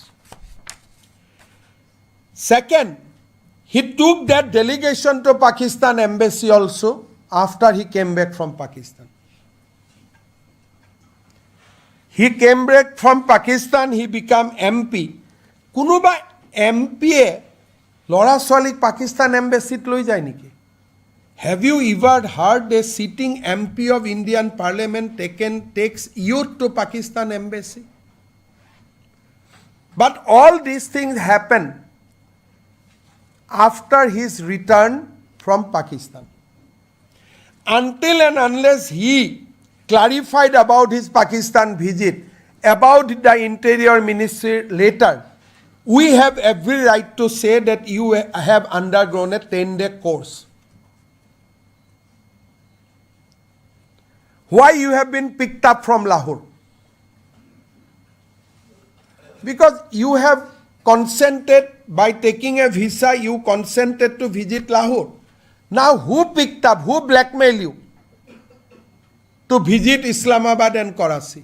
Have you applied by your own self or it was an offer? তুমি আবেদন কৰিছিলা নে তোমাক নিজে লৈ গল? Never forget, he was chief minister of a sensitive state, son of a chief minister of a sensitive state. So who took him to Islamabad and Karachi? How he spent next 10 days? That people of India must know, people of Assam must know. Otherwise, his every parliamentary question will be seen with suspect. You see that who is the other member of parliament in India who visited Pakistan embassy with a youth delegation? যুৱসকলক লৈ যুৱক যুৱতীসকলক লৈ পাকিস্তান এম্বেচিত যোৱা ভাৰতৰ দ্বিতীয়জন সংসদৰ নাম আছে নেকি?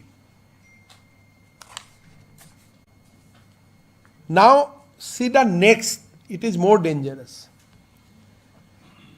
May 12, 2022,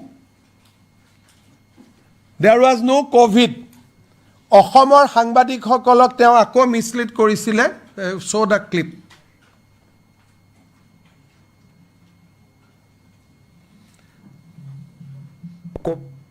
সৰু ছোৱালী জন্ম হ'ল, তাতে জন্ম হ'ল, যিহেতু কোভিডৰ সময়ত ইয়াত হস্পিটেলৰ অৱস্থা অলপ সংকটজনক স্থিতিত আছিলে, তো তাইৰো ব্ৰিটিছ পাছপৰ্ট হ'ল। আৰু ল'ৰা ছোৱালীৰ লগত অহা যোৱা কৰোঁতে যদিও মোৰ ল'ৰা দিল্লীত জন্ম হ'ল, তাৰ ইণ্ডিয়ান পাছপৰ্টটো ল'ৰা ছোৱালীৰ দায়িত্ব বেছিভাগ মাকৰ লগত থাকে, আৰু ৰাজনৈতিক পৰিয়ালটো গোটেই দায়িত্ব মাকৰ লগত থাকে। তো আমি তেখেতৰ সৰু ল'ৰা ছোৱালী আমি কৈছোঁ যে তুমি মাকৰ লগত থাকা, আহোঁতে যাওঁতে যদিও তুমি দিল্লীত পঢ়া শুনা কৰা, দিল্লীত তুমি ক্ৰিকেট বিৰাট কোহলি ভাল পোৱা, জসপ্ৰীত বুমৰাহ ভাল পোৱা, কিন্তু মাকৰ লগত থাকিলে আমাৰ এইটো সুবিধা হয়। চ' কি কৰে, মাকৰ লগত থাকিব দিলে। So' his mother stays were in Delhi only. But what he did, on March 12, 2022, he visited the passport office in India and surrendered his son's passport, Indian passport. Show the letter.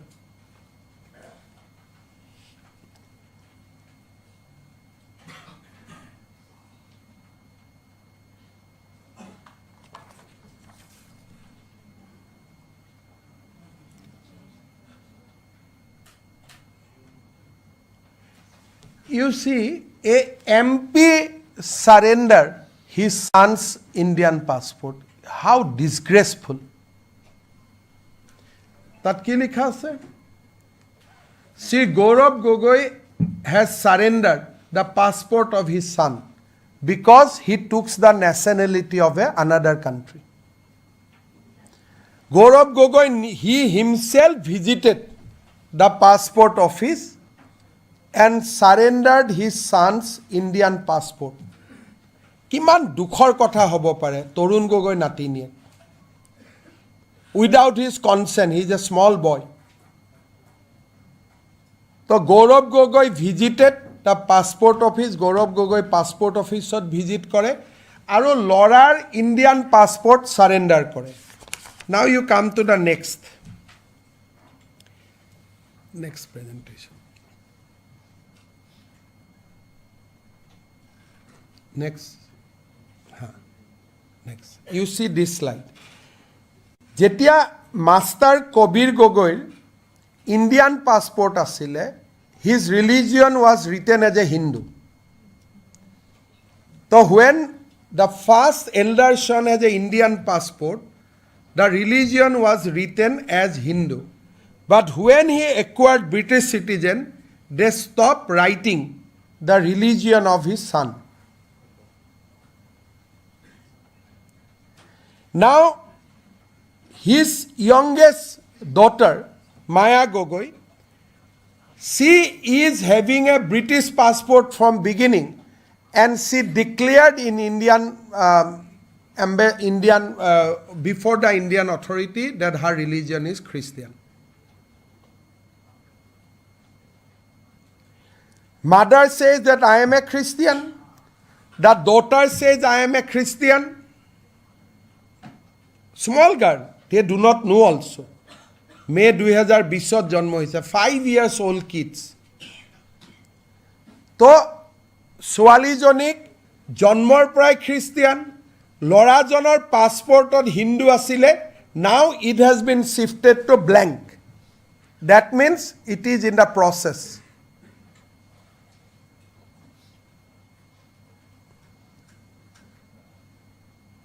So you can see the reality. And they are not 18 years. তৰুণ গগৈৰ religion তেওঁলোকৰ অধিকাৰ হয়, তৰুণ গগৈৰ nationality তেওঁলোকৰ অধিকাৰ হয়। 18 বছৰ পিছত নিজে কিবা কৰিব, nobody will question. But a sitting MP surrendered Indian passport. We can show you that religion blank. Agot religion Hindu asile. In the we will give you the so.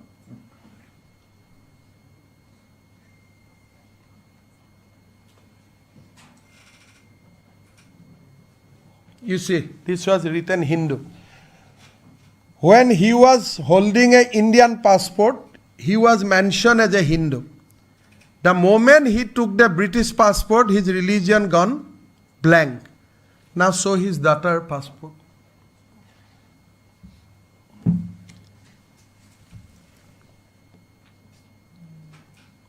The family has 3 people having British passport. He is the lone Indian citizen. Saritar family 3 জনে British passport আছে, এজন Indian citizen হৈ আছে, 4 জনৰ ভিতৰত 2 জন Christian, এজন blank আৰু এজন Hindu. Who will be our chief minister?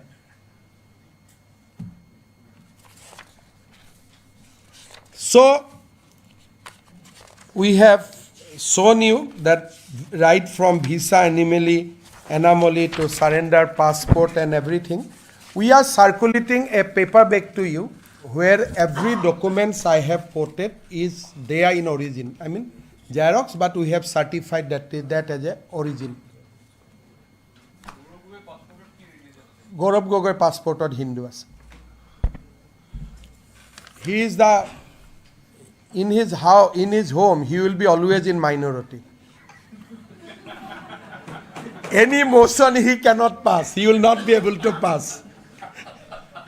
So, in parliament also he will be always with the minority, and home also he will be always in minority. Now, So, paper back to DD was okay. So, this documentation, as you know, that Assam government has a limitation. We cannot approach RAW. We cannot go to the Pakistan embassy. We cannot requisition the service of Interpol. We believe a deeper connection between Elizabeth Kolban Gogoi, Gaurav Gogoi and Pakistan. And this cannot be simple. Interior Ministry inviting him, visiting his wife, visiting Pakistan 9 times after she came to India, authoring report that Kendra Baddi go to the state, quoting illegally IB reports, then কাম কৰি আছো ইণ্ডিয়াত, salary আহি আছে Pakistan. So these are not easy things to digest, and had it been another country, probably matter would have been different. But this is all about Pakistan. এই গোটেই কথাটো কাৰ লগত লিংক? পাকিস্তানৰ লগত. So Assam government has yesterday decided that decided to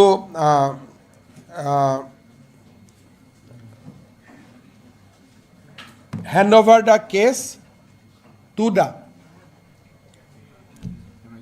MHA, Ministry of Home Affairs, আৰু Ministry of Home Affairs ক আমি request কৰিম to push for appropriate investigation, and যি result আহে আমিও ৰিজাল্টখিনিক ৰাইজৰ আগত জনাবলৈ ভাল পাম. So we recommended a national level proof. Yesterday cabinet has passed. So I am open to any question. prior to 2014, एक minute, one by one. आप बोलो. prior to 2014, there must be someone very higher ups who might have been involved, you know, like otherwise these informations, such classified informations. So You see, FCRA clearance for Pakistani donation. It is not a easy things to happen in India. So I have every reason to believe that in between 2011 to 14 there must be another handler. Apart from Ali Tokir and Elizabeth, there must be another guy who is connected to the higher up, because I can vouch getting Pakistani FCRA, Pakistani donation in India, it is a simply impossible thing. Bharatborkhot Pakistanor NGO toka dan koribo. It can be rotated through British or America. But directly Islamabad to Delhi toka hibo, government of India will allow. It cannot happen until and unless somebody is there who is very close to the then establishment.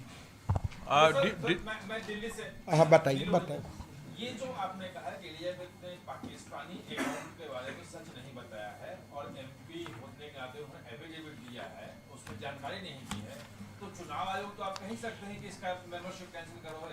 आप देखिए, ये तो आज हमें आपका पास share किया हूँ, because this is a result of A investigation. अभी डेफिनेटली जो लोग ने गौरव गोगोई का साथ चुनाव लड़के हारा है, now they have right to apply to the election commission because they have not disclosed completely the Pakistan as well as a UK account, and he said that she is working in a local NGO. So in the affidavit, true picture was not given. So definitely the candidate who lost the election with Gaurav Gogoi definitely will approach election commission because false affidavits lead to 1 year imprisonment. मेरा एक सवाल है, did you not Anirudh बोलो, एक एक करके, I have time, आराम से जाए। Mr. Chief Minister, at the time when Elizabeth was walking and when she quoted the IB report, at that point in time, Gaurav Gogoi was not the... At that point of time, he became MP. At the time of signing the report, Gaurav was MP because this report was sent when Prime Minister Modi became Prime Minister. And Gaurav also became MP in that period itself. How she got access to This this? is we have asked, she said, नहीं मैंने open source से मिल गया. But IB report cannot get from open source. So this matter need to be investigated. That is why I am of the view that more than the IB report, getting Pakistani money into India is not a easy thing.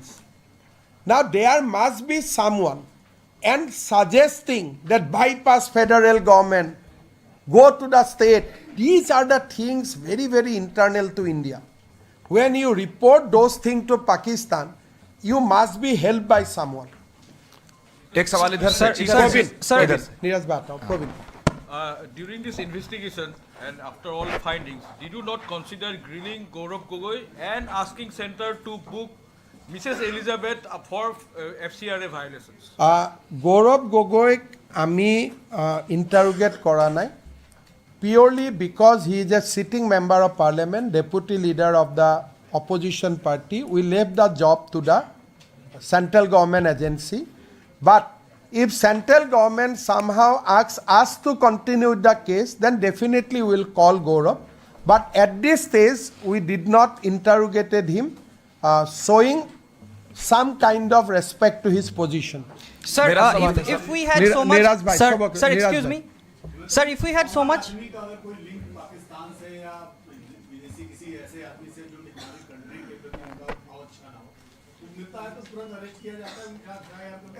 अरे एक तो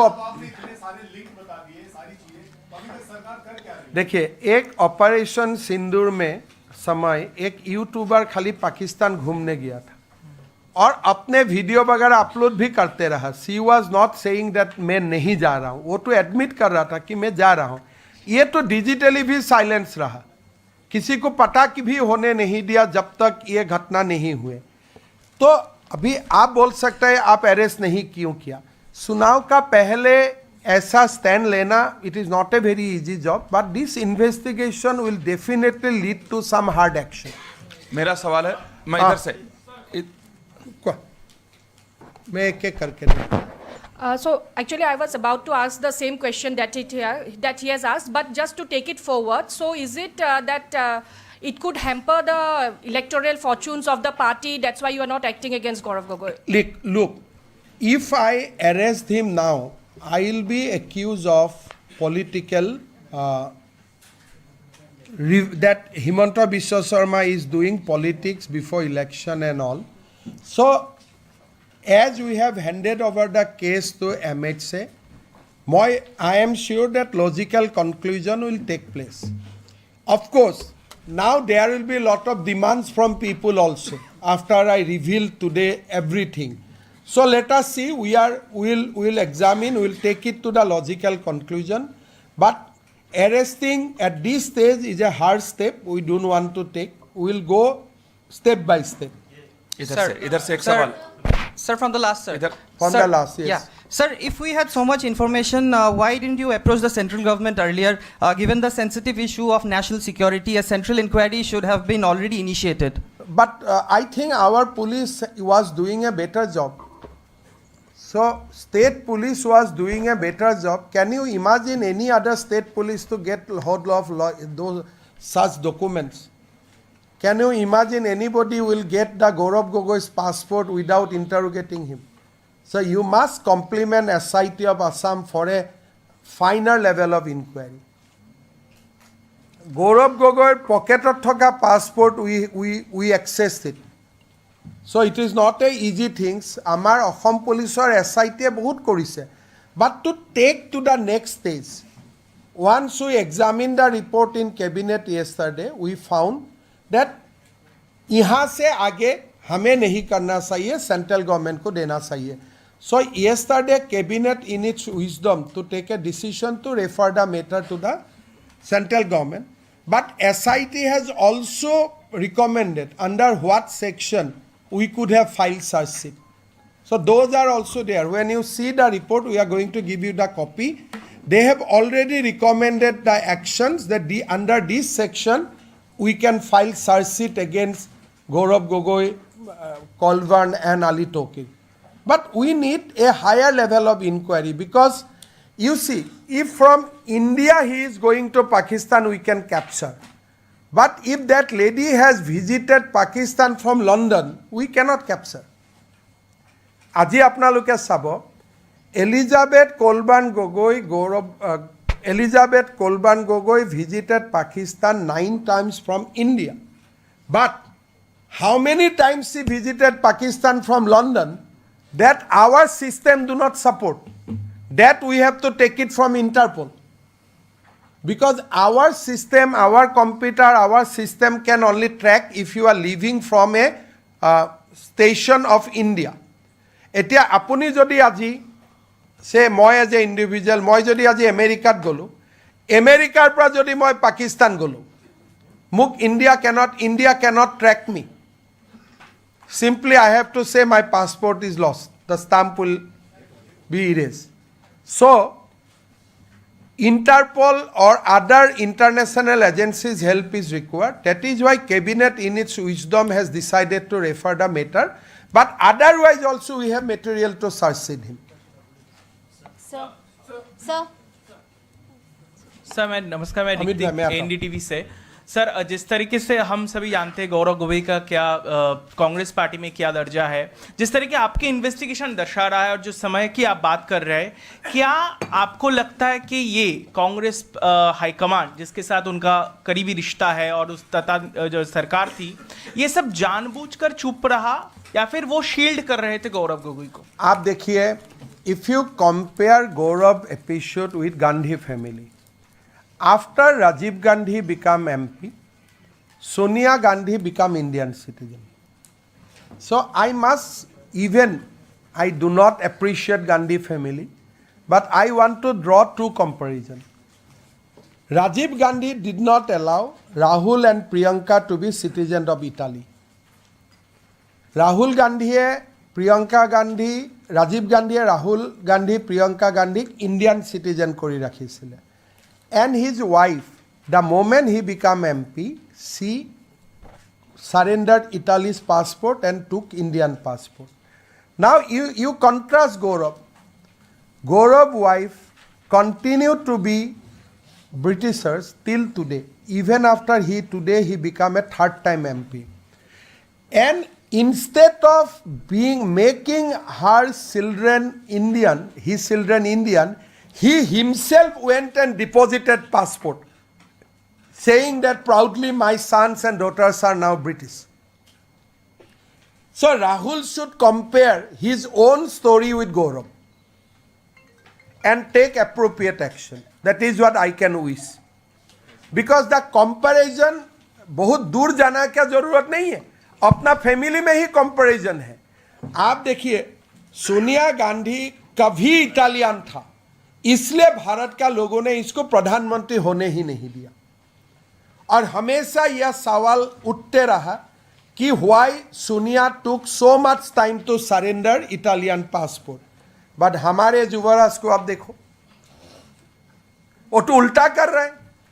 बेटा बेटी को भी Britishers भी बना रहा है, अपना धर्म से भी दूर कर रहा है, और साथ में अपना बीवी को कभी भारतीय बनाने का चेष्टा भी नहीं किया.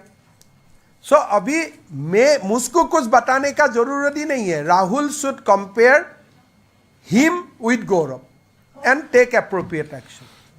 अमित भाई, एक सवाल ये है कि एक तो उनका ये बार-बार एक तरह से कांग्रेस भी कह रही कि ये पूरा जो डिस्कशन इसमें भी लेट आप लोगों ने किया, शुरू भी लेट किया, ताकि इलेक्शन के दौरान भी एक तरह से एक प्रेशर बना रहे पूरे कैंपेन में कि गौरव गोगोई और कांग्रेस इस तरह से इस पूरे मामले में दूसरी आपने कहा कि 10 दिन की जो कोर्स की बात कर रहे थे, किस तरह का कोर्स होगा? ये देखिए इस्लामाबाद और कराची में देखने के लिए क्या है?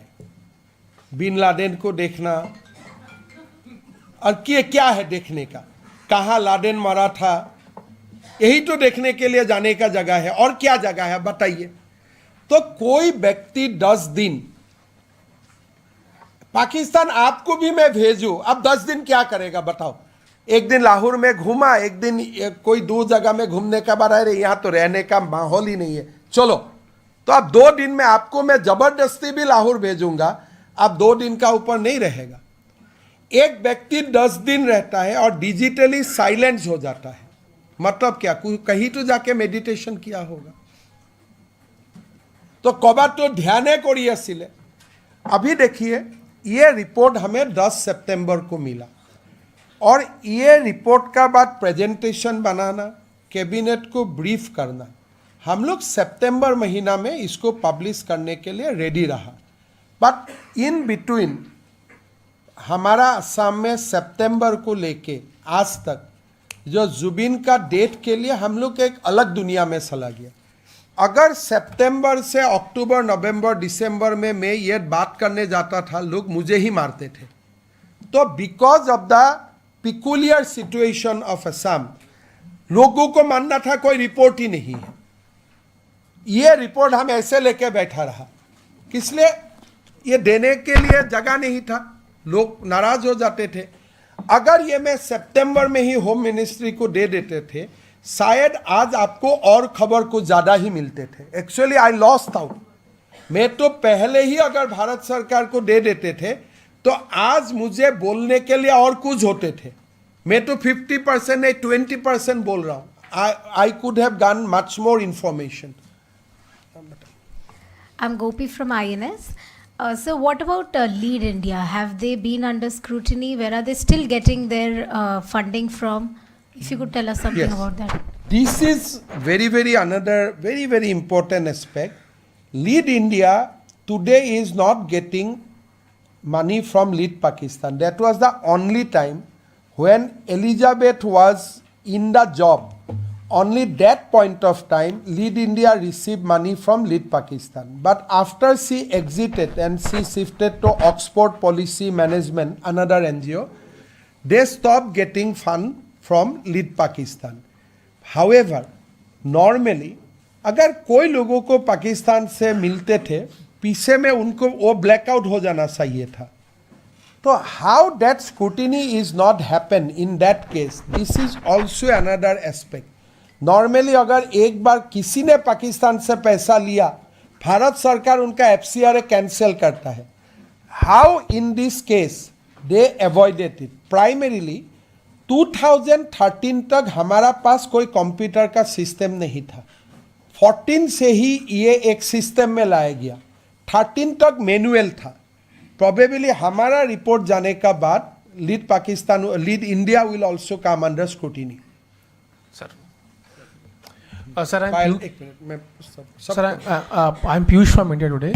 Sir, you have shared that a lot of information was shared with Pakistan. I want to know that has the SIT been able to identify where this information was used? Was it used for carrying out any anti-India activities by Pakistan? We have found when we searched Lead India, we found that this 45-page report, we suspect that this is the report which was given in 2014. But there must be many other things, because if you see her profile in the agreement, she was asked to work with civil society and policymakers. She was in Pakistan. Pakistan se she came to Delhi. Salary was coming from Pakistan, and she was asked to coordinate with whom? Policymakers and civil society. तो पूरा espionage जैसा बात हो जाता है कि हमें आपको भेजा हूं, आप ये काम करो. We should have get more, but हमारा एक असम पुलिस का जो लिमिटेशन है उनके लिए we cannot break the internet. 14-15 का हम टेलीफोन को भी नहीं कर पाता हूँ. स्टेट गवर्नमेंट है jurisdiction only up to 2 years. अभी कितना बार इस्लामाबाद से बात हुए थे. तो अगर ये इन्वेस्टिगेशन 2016 में होते थे, we could have get lot of Pakistani contract from the mobiles, because phone होते थे, नंबर आ जाते थे. लेकिन स्टेट गवर्नमेंट को अभी खाली 2 साल का ही लीगेसी रिकॉर्ड लेने का अनुमति है. That is why I am sure एक बार 2011 से 16 तक टेलीफोन रिकॉर्ड्स और other electronics things government of India का पास आ जाते हैं तो बहुत कुछ खुल जाएगा. हम तो लिमिटेड काम किया because our constant. Yes yes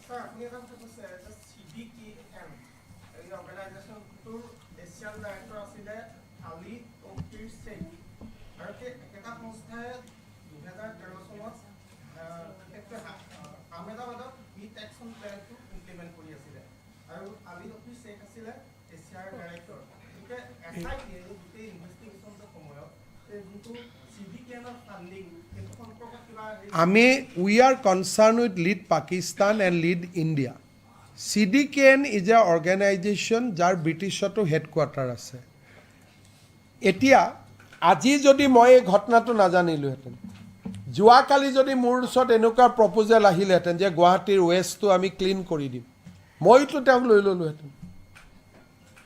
Until unless somebody points out, তো মই কেনেকৈ গম পাম? কালিলৈকেতো মইতো গৌৰৱ গগৈৰ বিয়া ময়ে খাব গৈছোঁ, এলিজাবেথৰ বিয়াটো ময়ে খাব গৈছোঁ. আজিৰ পৰা যদি কোনোবাই লয়, হি ইজ এ ছাছপেক্ট. কিন্তু যেতিয়া they were looking like a very honest people who knows the behind the story. আজি যদি মোৰ তাত জাৰ্মানীৰ পৰা এটা কোম্পেনী আহে, মোক কয় যে মই গোটেই গুৱাহাটীখন এনেকৈ চাফা কৰি দিম, তো মইতো I am just a commissioner of a municipal corporation. Why I will not take their advice if their project is good. But till 2013 as I ton U, কোনোবা এজন চেণ্ট্ৰেল গভৰ্ণমেণ্টৰ মানুহে তেওঁলোকক হেল্প কৰি আছিল, যাৰ কাৰণে তেওঁলোকৰ ওপৰত নিগেটিভ ৰিপৰ্ট IB এ পঠুৱাই নাছিলে. দিছ হেপেন ইন 2013, নট 2014. 2013 দিল্লীৰ পৰা IBৰ পৰা এই গোটেই ঘটনাবিলাক উল্টাই তেওঁলোকক ছাপোৰ্ট কৰি আছিলে, যে গোটেইবিলাকক ছাপোৰ্ট কৰি আছিলে. নহ'লে পাকিস্তানৰ পৰা পইচা অহা দিনাখনে এৰেষ্ট হ'ব লাগিছিলে, তো এৰেষ্টটো নহ'ল. গতিকে সেইকাৰণে যিটো আপোনালোকে কিবা আহমেদাবাদৰ প্ৰতিদিনে ষ্টৰি এটা কৰা মই গম পাওঁ, বাট মই ভাবোঁ জিন্তু গগৈৰ বলিদানৰ ফালে চাই আমি এইবিলাকত নোযোৱাই ভাল. কিয় পাকিস্তান আমাৰ চিৰবৈৰী, আৰু পাকিস্তানৰ ঘটনা শুনাৰ পিছত অমুকেও দিছিল তমুকেও দিছিল তমুকেও কৰিছিল তমুকে কিবা কৰিলে বুলি আমি কৰিম নেকি তো মই ভাবোঁ যে এইটো এটা বিথা প্ৰচেষ্টা মানুহৰ ৰন্ধে ৰন্ধে এণ্টি পাকিস্তানী সোমাই আছে গতিকে কোনোবাই যদি ভাবে যে ইণ্টেৰিয়ৰ মিনিষ্ট্ৰীৰ ইনভাইটেশ্যনত যোৱা মানুহজনকো মই পাকে পকাৰে বচাব চেষ্টা কৰিম মই ভাবোঁ মানুহে চাই থাকিব Sir, Payal, you're from Sir Payal, you're from Network 18. पायल में आता हाँ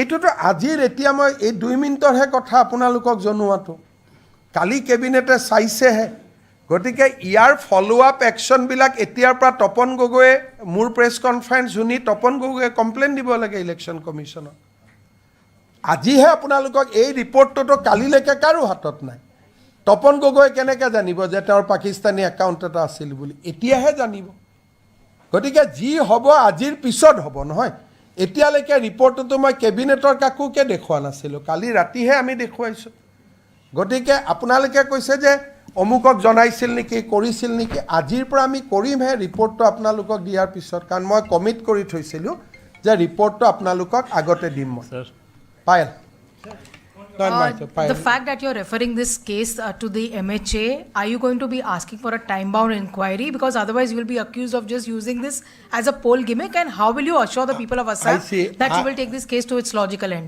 I have no audacity to dictate Amit Shah ji. Best I say. No, that is what. He is a more nationalist than me.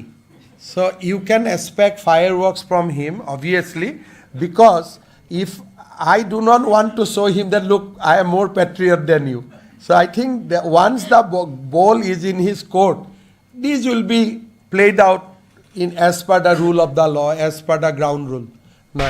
Sir, আপুনি কৈছে যে hard একশ্যনৰ কথা কৈছে আৰু এটা লজিকেল কনক্লুজনৰ কথা কৈছে এজ অফ নাও এতিয়া যিখিনি এভিডেন্স আহিলে ইয়াত কিবা আপোনালোকৰ লিগেল কিবা অব্লিগেশ্যন আছে ইয়াত আমি সেকশ্যনবিলাক ৰিপৰ্টটো দেখিলে পাব যে কোনকেইটা সেকশ্যনত আজিও আমি বুক কৰিব পাৰোঁ কিয় কৰা নাই কাৰণ আজি যদি কৰোঁ আধা হৈ থাকিব নহয় মইতো বাৰে বাৰে কৈছোঁ যে এই ইনভেষ্টিগেশ্যনটো অসম পুলিচে কৰা বস্তু নহয় আমিতো ধন্যবাদ দিব লাগিব যে অসম পুলিচে ইমানটো কৰিলে যেনেকৈ আপোনালোকে যিকোনো ইনভেষ্টিগেশ্যন এটা CBIক দিব দাবী নকৰে জানো যে অসম পুলিচে এটা অলপ দিন কৰাৰ পিছত আপোনালোকে কি দাবী কৰে যে CBIক দিব লাগে চ' আজি মই CBIক দিছোঁ বা NIক দিছোঁ এইটোতো আদৰণিহে জনাব লাগে because they will give a proper charge sheet তেওঁলোকৰ লগত মই মেইন আমাৰ অসুবিধাটো কি মই আকৌ এবাৰ কৈছোঁ ৰাজ্য চৰকাৰে 2 বছৰলৈকেহে টেলিফোনৰ ডেটা ল'ব পাৰে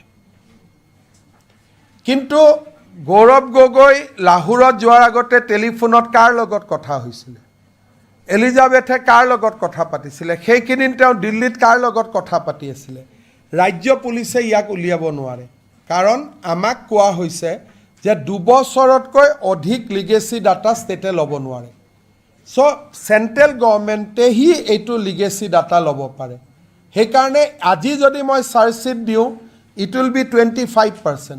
ভাৰত চৰকাৰে চাৰ্জশ্বীট দিলে it will B 100%. Sir, Shalini from ANI. Sir, I'll coming. Shalini, I'm coming just.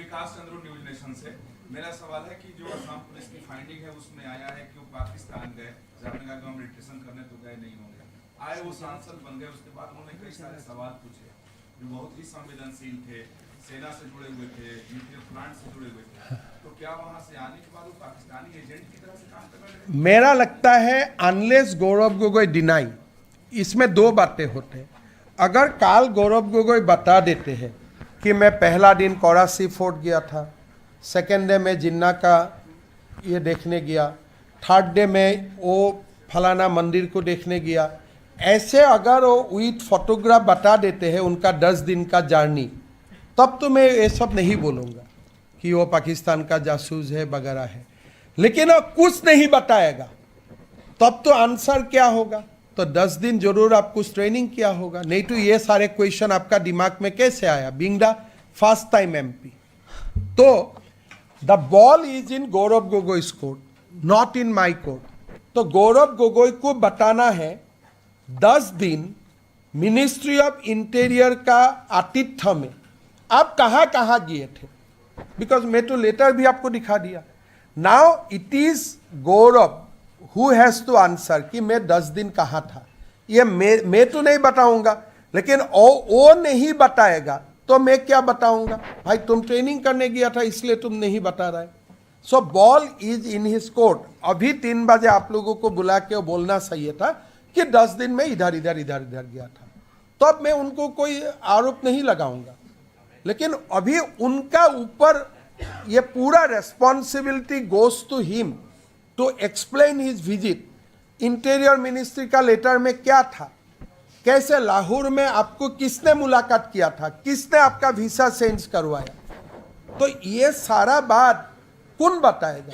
Being the respected deputy leader of the opposition party, वही तो बताना पड़ेगा ना. और जब तक वो नहीं बताएगा तब तक मैं कुछ नहीं बोलूंगा.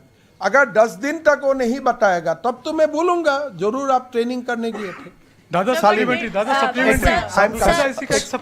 Sir, as you mentioned about this report, as you alleges that this is a national threat for the nation, what I wanted to ask is September में ये report submit हुई थी and you were supposed to revert back. You mentioned about the Zubin also, which was related to the state people. But this is a national threat. इतना time sir क्यों लगा? क्या वजह? ये तो नहीं कि आप असम नहीं देखा था. अगर मैं ये करते थे ना मुझको मार देते थे. But sir, this is a matter of investigation, sir. ठीक है, आप असम नहीं देखा इसलिए आप ये क्वेश्चन किया. 10 लाख लोग थे रास्ता में, तो it was such A national loss. तो जुबिन का देहांत हमारे लिए इतना पेनफुल था, ये सब देखने के लिए भी वो समय माहौल नहीं था. तो if I have to prioritise दोनों का बीच में, आई प्रायोरिटाइज जुबिन. अगर उसमें मेरा गलती है तो मैं नहीं जानता हूं. जब दोनों का बीच में कभी कभी एक चीफ मिनिस्टर इसको प्रायोरिटी करना पड़ता है. वो समय अगर जुबिन का इश्यूज को मैं प्रायोरिटी नहीं करता था, चार्जशीट नहीं देते थे, लोगों को अरेस्ट नहीं करते थे और ये सब में जाते थे, हम लोग यहाँ अभी बेहतरी नहीं रहते थे. अभी तक यहाँ अलग दुनिया में हो जाते थे. तो that is why Assamese journalist knows what was the situation. মুখ্যমন্ত্রী মহোদয় একেবারে সৰু প্ৰশ্ন এটা আছে. একেবাৰে সৰু প্ৰশ্ন. Honorable Chief Minister, referring to your referring to your answers, that during this period when Gaurav Gogoi was visited Pakistan December 13 to December 24, 2013, at that time Union Home Minister was Sushil Kumar Shinde, and Gaurav Gogoi was only in Delhi with the most of the time with the official residence of Chief Minister of Assam. So how do you think that during that time the Home Ministry, both the state government as well as center, they have been failed to track the movement of son of a Chief Minister? At that time he was not MP. Yes. Simple thing that these people could not get Pakistani donation without support of somebody in Delhi. अगर एक CM का बेटा पाकिस्तान जाते थे, ये you cannot say that it can go like that, because जब अटारी border में पास हुए थे उनका पासपोर्ट का डॉक्यूमेंटेशन भी हुए थे. IB should have got the alert और उनको आने का बाद पूछना चाहिए था. लेकिन ये जे गुटे कामबिलाक নহল, that is why we feel that there is some other actor also who was protecting these people. নহলে পাকিস্তানৰ পৰা ইণ্ডিয়াত যদি আজি আপোনালোকৰ একাউণ্টত 10 টকাও আহে পাকিস্তানৰ পৰা, you will be summoned next day by the police because it is immediately tracked. Definitely Indian side হ'ব লাগিব because 9 বাৰ আলী টকিৰৰ দৰে মানুহ এজন 13 বাৰ ইণ্ডিয়াত আহিব, কোনে ভিসা দিব? আৰু যিদিনাখনে মোদী গভৰ্ণমেণ্ট আহিলে তেওঁ নাহা হৈ গ'ল. I show' you the timeline. Ali Tauqir ইণ্ডিয়াত কেতিয়ালৈকে আহিছে? 2013. যিদিনাখনে মোদী চৰকাৰ আহি গ'ল তেওঁৰ ভিসা নোহোৱা হৈ গ'ল. 13 বাৰ পাকিস্তানী মানুহ ইণ্ডিয়াত আহিব পাৰে নেকি? Except A member of cricket team নহ'লে কোনে আহিব পাৰিব কওকচোন? आप कुछ sir, just adding to one point, sir. Just adding to one point, because we have seen now. आपने अभी जो जवाब दिया था, आपने कहा था कि अभी मैं इंतजार करूंगा कि गौरव गोगोई बताएं कि उन्होंने 10 दिन वहाँ पर क्या किया. अगर गौरव गोगोई सामने आकर के बताते हैं कि उनके साथ में कुछ हनी ट्रैप हुआ या उनको ब्लैकमेल करके सारा काम हुआ, तो क्या असम सरकार will you support, Assam government क्या सपोर्ट करेगी फिर गौरव गोगोई को? देखिए, गौरव गोगोई एक असमिया व्यक्ति है। अगर कोई अंडर प्रेशर में यह काम कर रहा है, जैसे अपना बेटा का धर्म परिवर्तन, अपना बेटा का पासपोर्ट परिवर्तन, ये बहुत इजी डिसीजन नहीं होता है unless you are blackmail by somebody.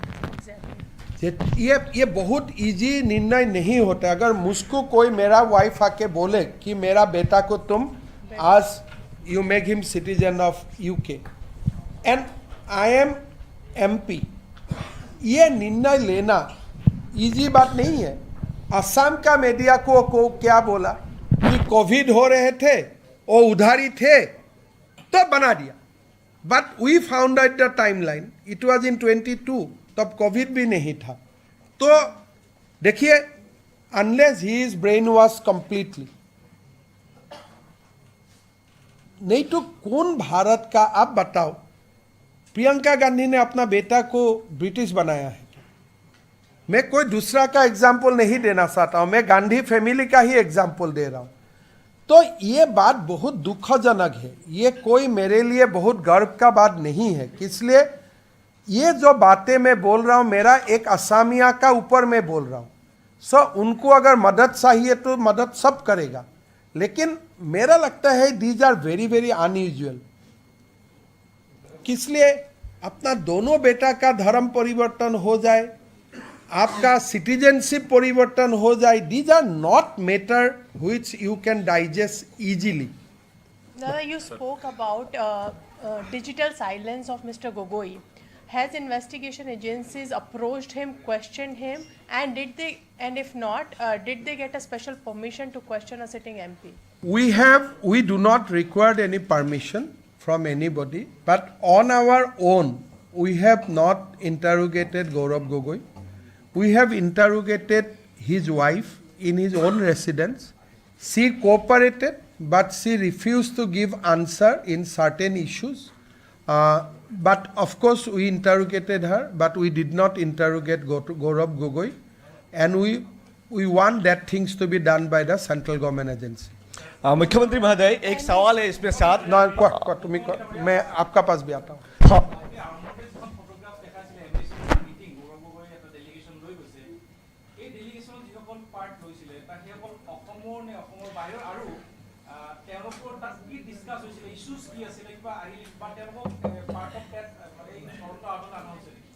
এই ফটোখনত থকা যিজন অৰ্গেনাইজাৰ আছিলে, ৰোজি নামটো কি আছিল?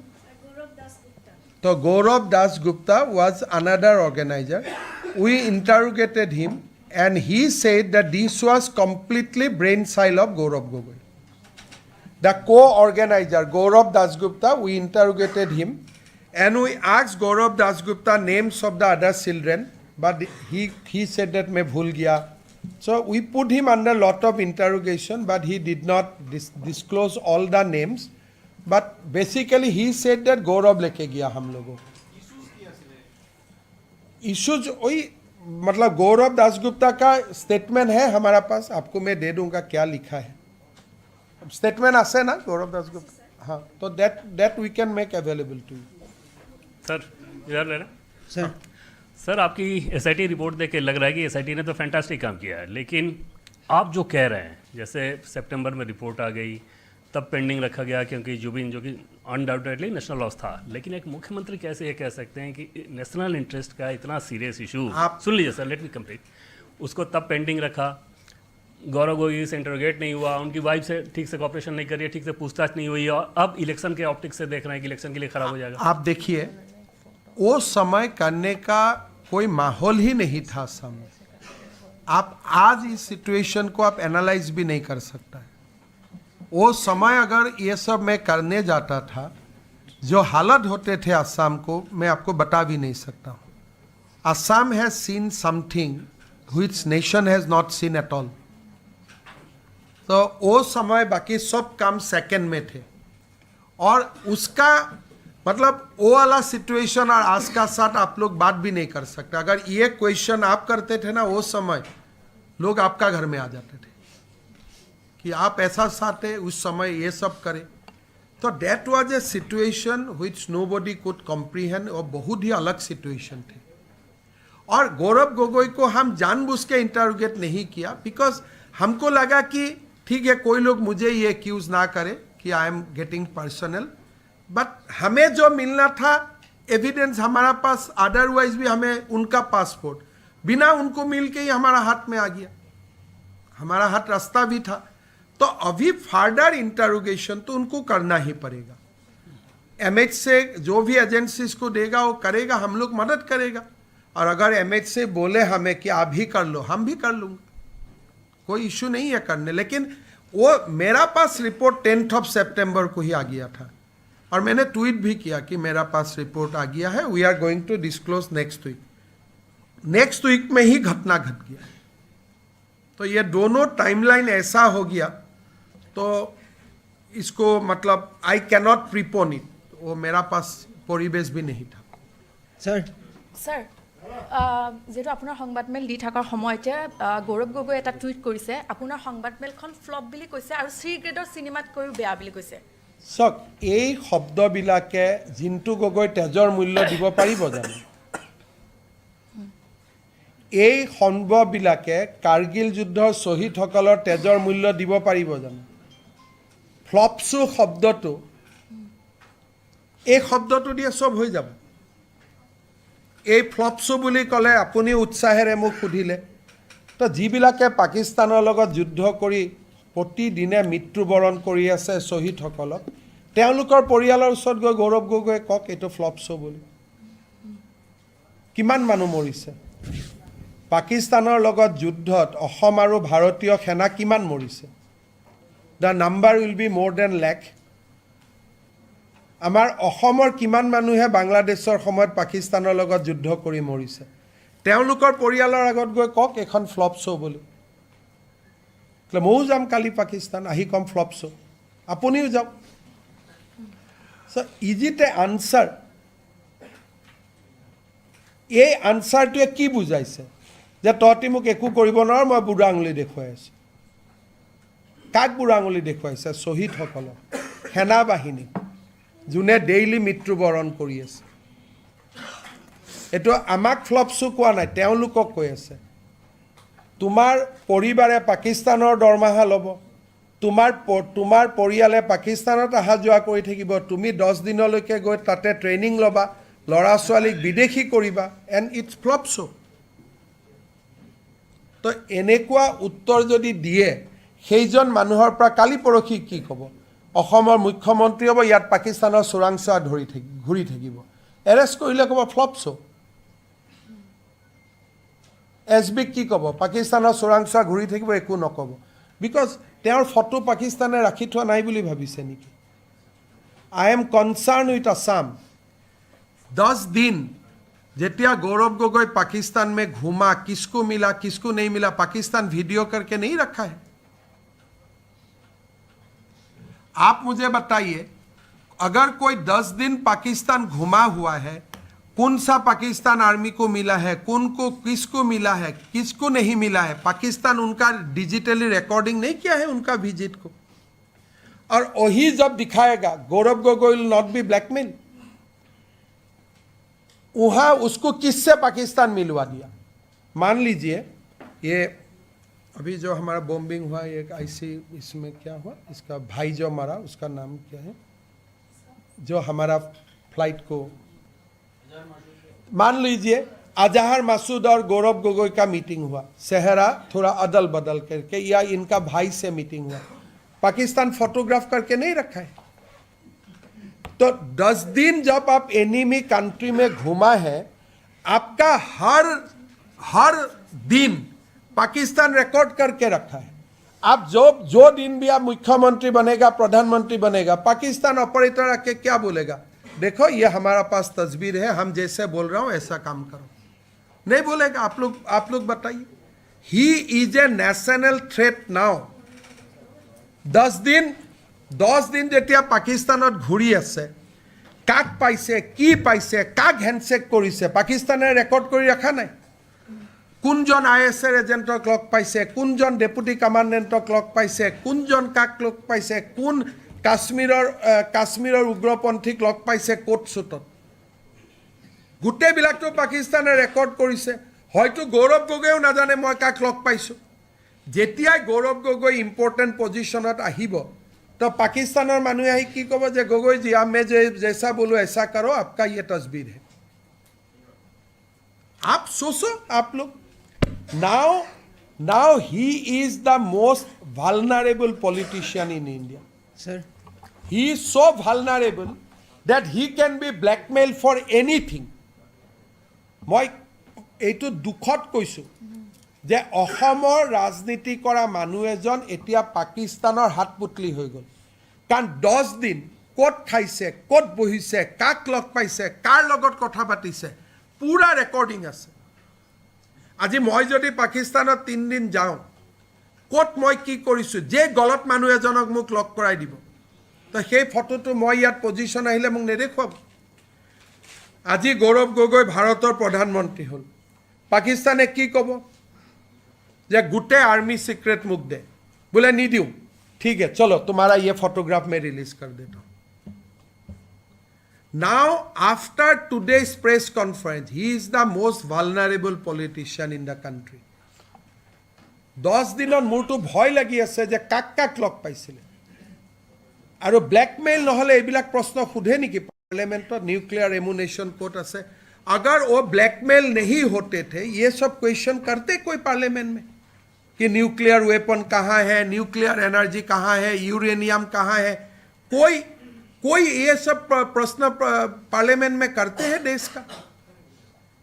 Mr. Sharma, Mr. Gogoi has responded to your press conference and he said that I pity the journalist from Delhi and Assam who has come here and suffered the most flop press conference and most mindless bogus. तो आप लोगों के लिए दुख कर रहे हैं and to you, for you also saying that this is, तो क्या but he's not आप responding देखो, to the allegation that नहीं, you have नहीं, leveled. आप देखो इस व्यक्ति का देखो ये तो क्या उत्तर बोल दिले। रहे हैं? आप जर्नलिस्ट के लिए दुख कर रहे हैं।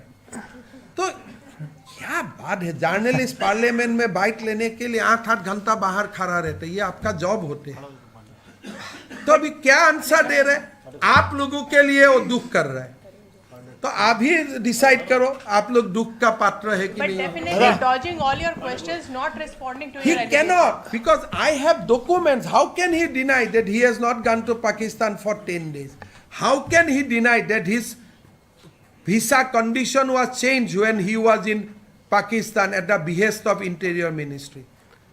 You must ask this question to Rahul Gandhi tomorrow. दादा गौरव गोगोई ने यह भी कहा है कि जो यात्रा एक निकाल रही है कांग्रेस जिसमें कि 12,000 बीघा से ज्यादा की जमीन जो आपके परिवार आप ने ले लो कब्जा ना, की है, मैं गौरव गोगोई को डोनेट कर दिया ना, इसलिए क्या बात बोलते हैं डाइवर्ट देश करने का के लिए किया सामने। है।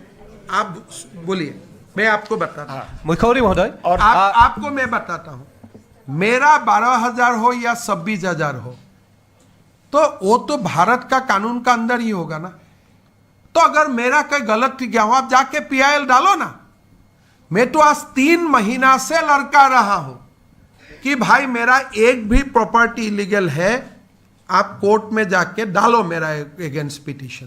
काल मैं डालना जा रहा हूं उनका खिलाफ, तो क्या उनका हिम्मत होगा? तो ये काल ओलू कहां गया?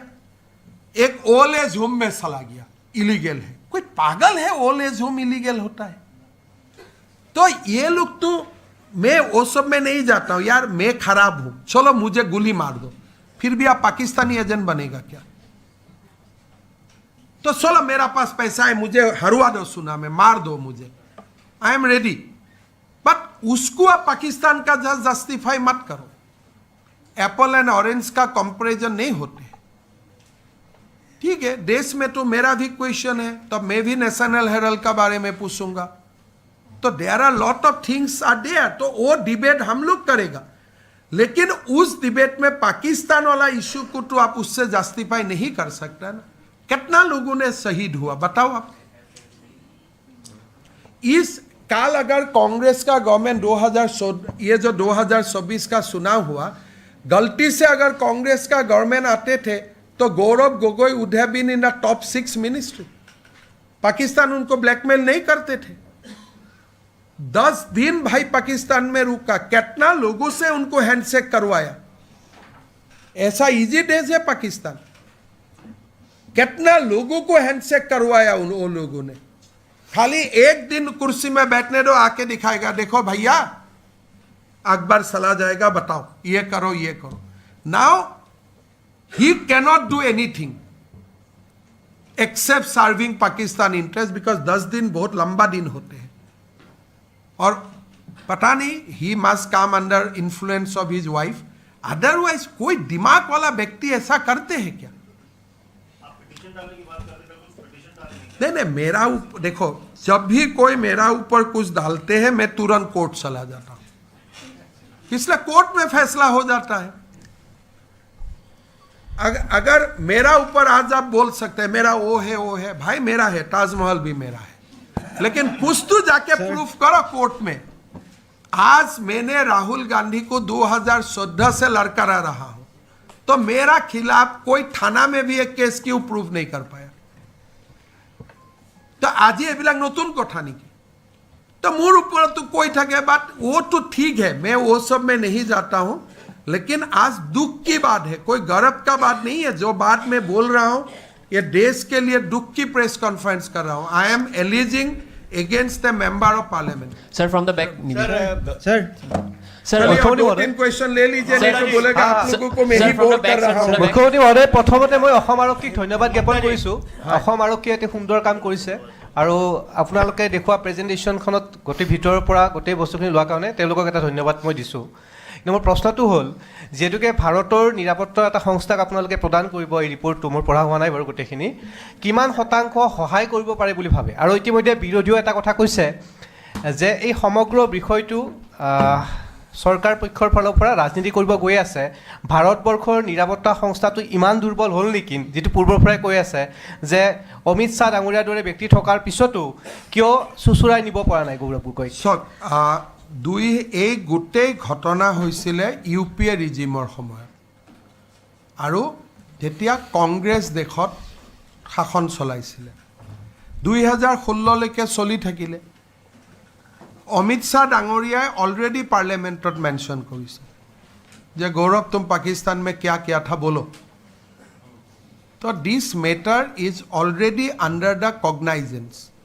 ये नहीं है कि এই মেটাৰটো ভাৰত চৰকাৰে নাজানে।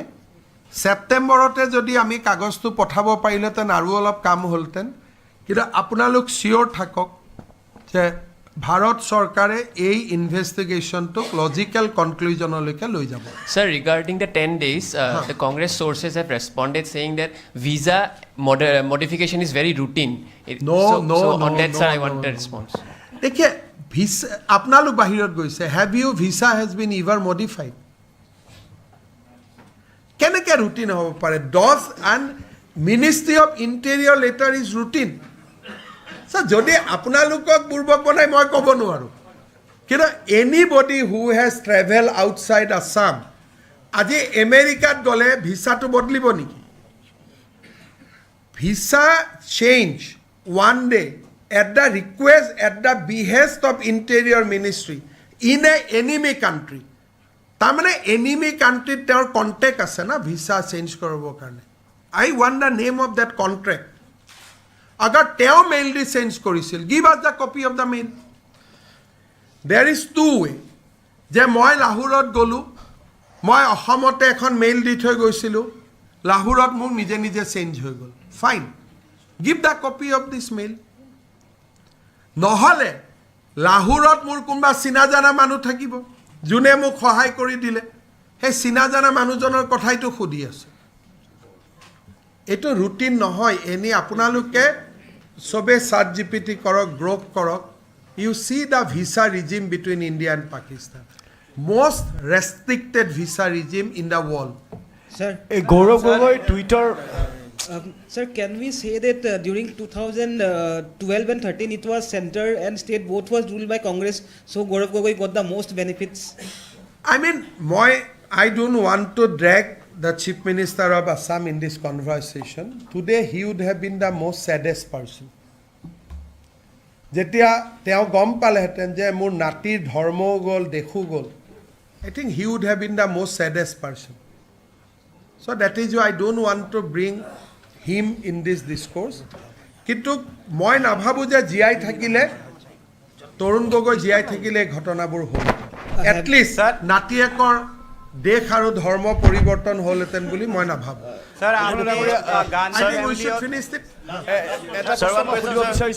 I'll take one last question from you, Ravinder bhai, and from two. Yeah. First you say. Sir इस समय आपका प्रेस मीट चल रहा है, गौरव गोगोई का ऊपर इतना बड़ा एलिगेशन आया कि पाकिस्तान में 10 दिन क्या क्या उन्होंने ये डिस्क्लोज करने के सिवाय वो कुछ और ही ट्वीट कर रहे हैं। क्यों वो ट्वीट नहीं कर रहे कि पाकिस्तान में उन्होंने वो 10 दिन क्या किया? I will invoke Captain Jintu Gogoi. মই গৌৰৱ গগৈ ডাঙৰীয়াক অনুৰোধ কৰিম যে কেপ্টেইন জিন্তু গগৈৰ আত্ম বলিদানৰ প্ৰতি সন্মান জনাই আপুনি 10 দিন পাকিস্তানত কি কৰিছিল কওক, মোক গালিগালাজ কৰিব, পিছতো সময় পাব।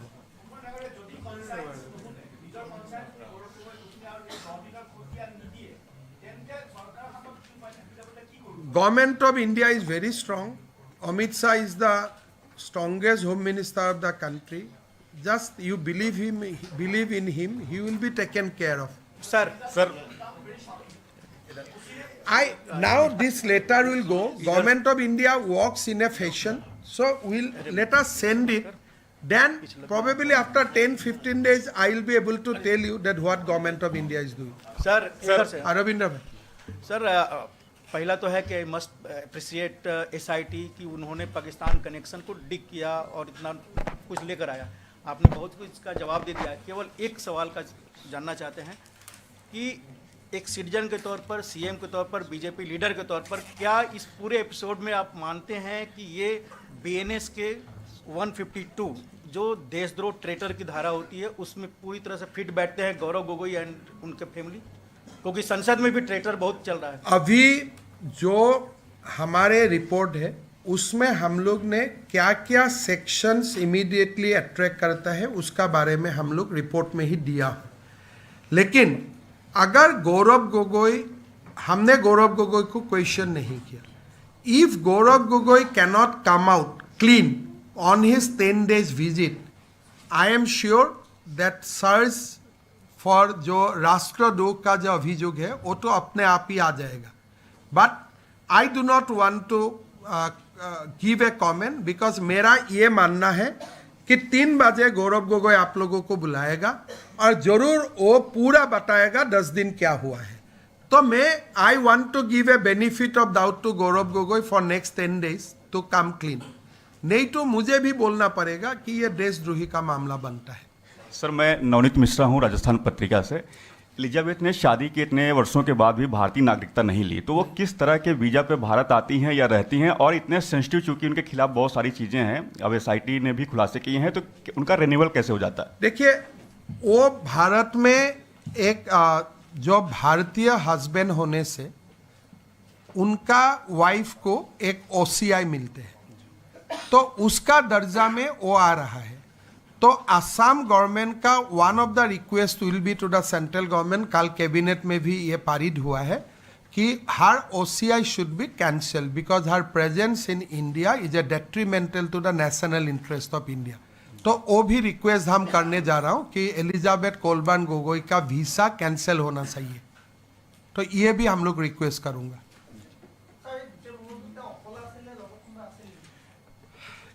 सक যেতিয়া আমি আটাৰী বৰ্ডাৰত চেক কৰিছিলোঁ তেতিয়া এলিজাবেথ কোলবান গগৈ আৰু গৌৰৱ গগৈ দুয়োগৰাকীৰে আমি পাইছোঁ, কিন্তু ইয়াৰ ইনভেষ্টিগেশ্যনত আৰু কেইগৰাকীমান মানুহক আমি ইণ্টাৰোগেট কৰিছিলোঁ, আপোনালোকে নাম তাম পাব। 10 দিন পাকিস্তানত একো নাই চাবৰ কাৰণে,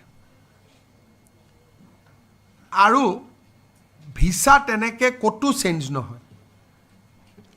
মই সন্দেহ কৰোঁ যে there will be another person in Delhi who was helping them completely, নহ'লে পাকিস্তানৰ এটৰ্নি জেনেৰেল আলী তৌকিৰ শ্বেখ 13 বাৰ ইণ্ডিয়াত অহা, গৌৰৱ গগৈৰ ঘৈণীয়েক 9 বাৰ পাকিস্তানত যোৱা, কোনেও কুৱেশ্যন কৰা নাই আজি ইমান দিনে so' there must be somebody in Delhi who is supporting them so' এই গোটেইটো এটা সময়তে আমি পাম যদি 2011 পৰা 16লৈকে we can get electronic evidence এতিয়া মইতো এইটো ইনকুৱাৰী নিজেও চেছ কৰিব পাৰিলোহেঁতেন যদি ইলেক্ট্ৰনিক এভিডেন্স আমি পালোহেঁতেন কিন্তু ষ্টেটে অকল 2 বছৰৰ পায় ছাৰ এই 10 দিনৰ কথাখিনিত আপোনাৰ SIT ইণ্টাৰগেশ্যন কৰিছিল নেকি গৌৰৱ গগৈ বা আসলে কিয় কৰা নাছিল বাৰে বাৰে কৈছো আমি এলিজাবেথ কলবান গগৈক ইনকুৱাৰী কৰিছিলোঁ তেওঁক সুধিছিলোঁ যে গৌৰৱ গগৈয়ে কাক লগ পালে আলী তৌকিৰ শেখক লগ পাইছিল নেকি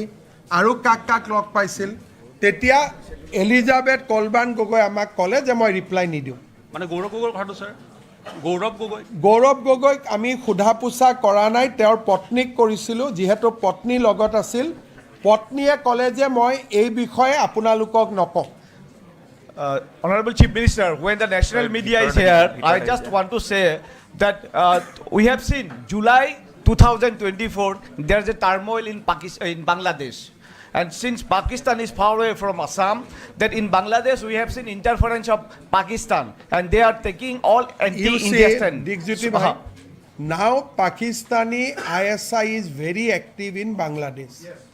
Earlier Pakistan was at a distance from in Assam.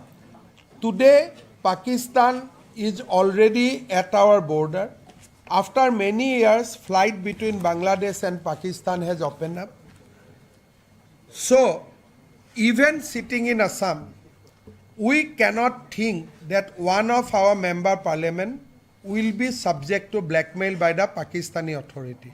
So, I am praying, আৰু মই প্ৰাৰ্থনা কৰিছোঁ গৌৰৱ গগৈ যে আপুনি 10 দিন ক'ত আছিল কাক লগ পাইছিল কাৰ লগত ফটো উঠিছিল আপুনি প্ৰকাশ কৰক কাৰণ আপোনাকতো মই সংসদো হৰুৱাব নোৱাৰোঁ নগাঁৱত উঠিলে বেলেগ জেগাত উঠিলেতো হৰুৱাব পাৰিম নগাঁৱতো হৰুৱাব নোৱাৰোঁ গতিকে আপুনি এমপিও হৈ থাকিব আৰু দেশৰ প্ৰতি এটা ডাঙৰ বোজ হৈ থাকিব আৰু এই ফ্লপছো টপছো এইবিলাক কথা কৈ লাভ নাই যেতিয়া শহীদৰ কেঁচা তেজ দেশলৈকে উভতি আহে গাঁৱলৈকে উভতি আহে তেতিয়া সেইদিনা মানুহে এইবিলাক ফ্লপছো বুলি